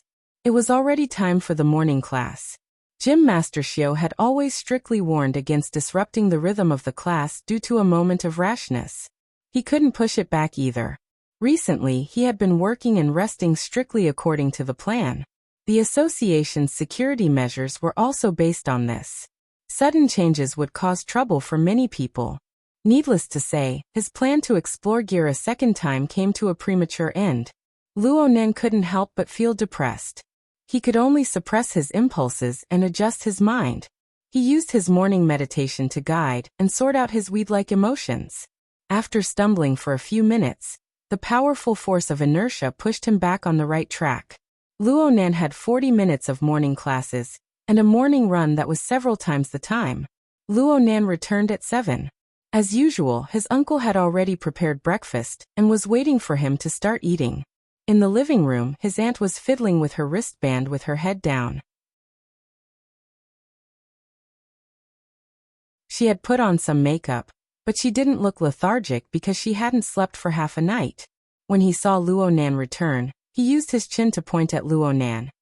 "Your uncle has something to do today, so he'll be leaving a bit earlier. Keep up with the pace." "Oh," Luo Nan responded. He couldn't help but ponder in his mind. How could he make his aunt and uncle feel at ease? They might have to trouble Secretary He for this. He went upstairs to wash up. When he reached the staircase, Mo Peng came over with a yawn. When he saw him, he gave a sleepy yawn and went downstairs. Mo Peng just brushed past Luo Nan when he thought of something. He let out a sigh and grabbed Luo Nan's shoulder. But when her palm cut across, her fingertips didn't even touch Luo Nan's clothes. Instead, she nearly pinched Luo Nan's shoulder. "Why are you running so fast?" Mo Peng complained loudly. "It's because you're too fat." Luo Nan turned his head. Right now, his physical skills were still mediocre. They were worlds apart from Shui Lei and Cragburst, who had strengthened their fleshly bodies. But he had the support of the heart lantern of the eye's orifice. A little fatty like Mo Peng, who lacked training, really shouldn't even think about getting close to Luo Nan. Mo Peng used his thick finger to poke Luo Nan. "Fine. You like the new and get tired of the old. You live off me while helping outsiders. You're just like this. It's a shame that I thought of you when I had good things to do." Luo Nan rolled his eyes at him and walked into the house. "You're going too far. You hook up with that Leicester every day. Why don't you think about how long it's been since we brothers got together?" Luo Nan had already entered the bedroom. He spoke casually. "I'm at Acumen College. You're at 6th High. If you want to hook up with me, then skip class and come over." Mo Peng gave a thumbs up. "Brother, you're a god in calculations." Luo Nan finally looked him straight in the eye. "You skip class?" Quiet. Quiet. Mo Peng jumped in fright. It must be known that his great mother was in the living room. He pushed Luo Nan inside. He originally wanted to talk about business, but when he saw the clean appearance of Luo Nan's bedroom, he could not help but ridicule. Perfectionist obsessive-compulsive disorder. Pure. Luo Nan was ready to kick this guy out. Mo Peng shrunk back. "Let's talk business. Let's talk business. Have you received the compensation from Frost River Reality yet?" "Huh. It was last time in the city center. That mess happened. After that, they gave every customer who was present a member promotion compensation. Those who aren't members have membership. Those who were originally members have all been promoted by 1 level. In addition, they also gave luxurious gift bags and whatnot. Have you received it yet?"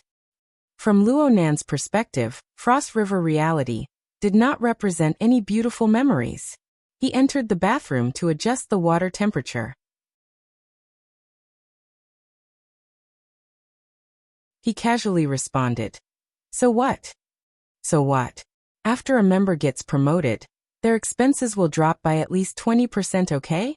And they also give out coupons. If you reach 1,000, you get 800. Adding them together, it's almost free. It's most suitable for group activities." Luo Nan sneered. "Go if you have the guts. If you go to the police station again, just don't look for me." "The one in the city center. I'm definitely not in the mood. But near your school is the Cloud City Water Village. Didn't they open a branch recently? They claim to have the best equipment in the city. Brother, here's your chance to show off." Hey, what are you doing?" "Taking a shower. Clear the place." Luo Nan pushed Mo Peng outside. With his current strength, he could easily crush this sturdy brother of his. He directly pushed him out the door. Mo Peng still wanted to persuade him. "You do this every day. You run in the morning and you train. Even if you build a body of muscles, what's the use? You still need to go the social route. Only then will you have a chance to show off. Don't you understand? This is a get-together. I guarantee that I'll bring high-quality beauties from 6th High. You can't lose face to the Mo family and the Luo family. At the very least, you have to be equal. Let's talk about it when you can actually hook up. I'm in a hurry. Listen to me, brother. You don't have any friends. Mother will definitely be a million times worried about you. You'll be a mama's baby for life. Oh, an aunt's baby. Hey, think about that house in Blue Bay. You want it to just sit there and eat dust? Luo Nen always wanted to live alone. This wasn't a secret in his family. But the earthquake in September and the consecutive hospital visits last month had ruined his hopes. But Mo Peng didn't know that the main reason Luo Nen wished to be alone was to secretly make drugs. Right now, he no longer had the motivation to do so. Plus, he had offended more and more powers in succession. Even Luo Nan himself didn't know whether it was better to move out and attract firepower, or to take care of his family nearby. Thinking too much about this sort of thing was really annoying. Luo Nan directly closed the door.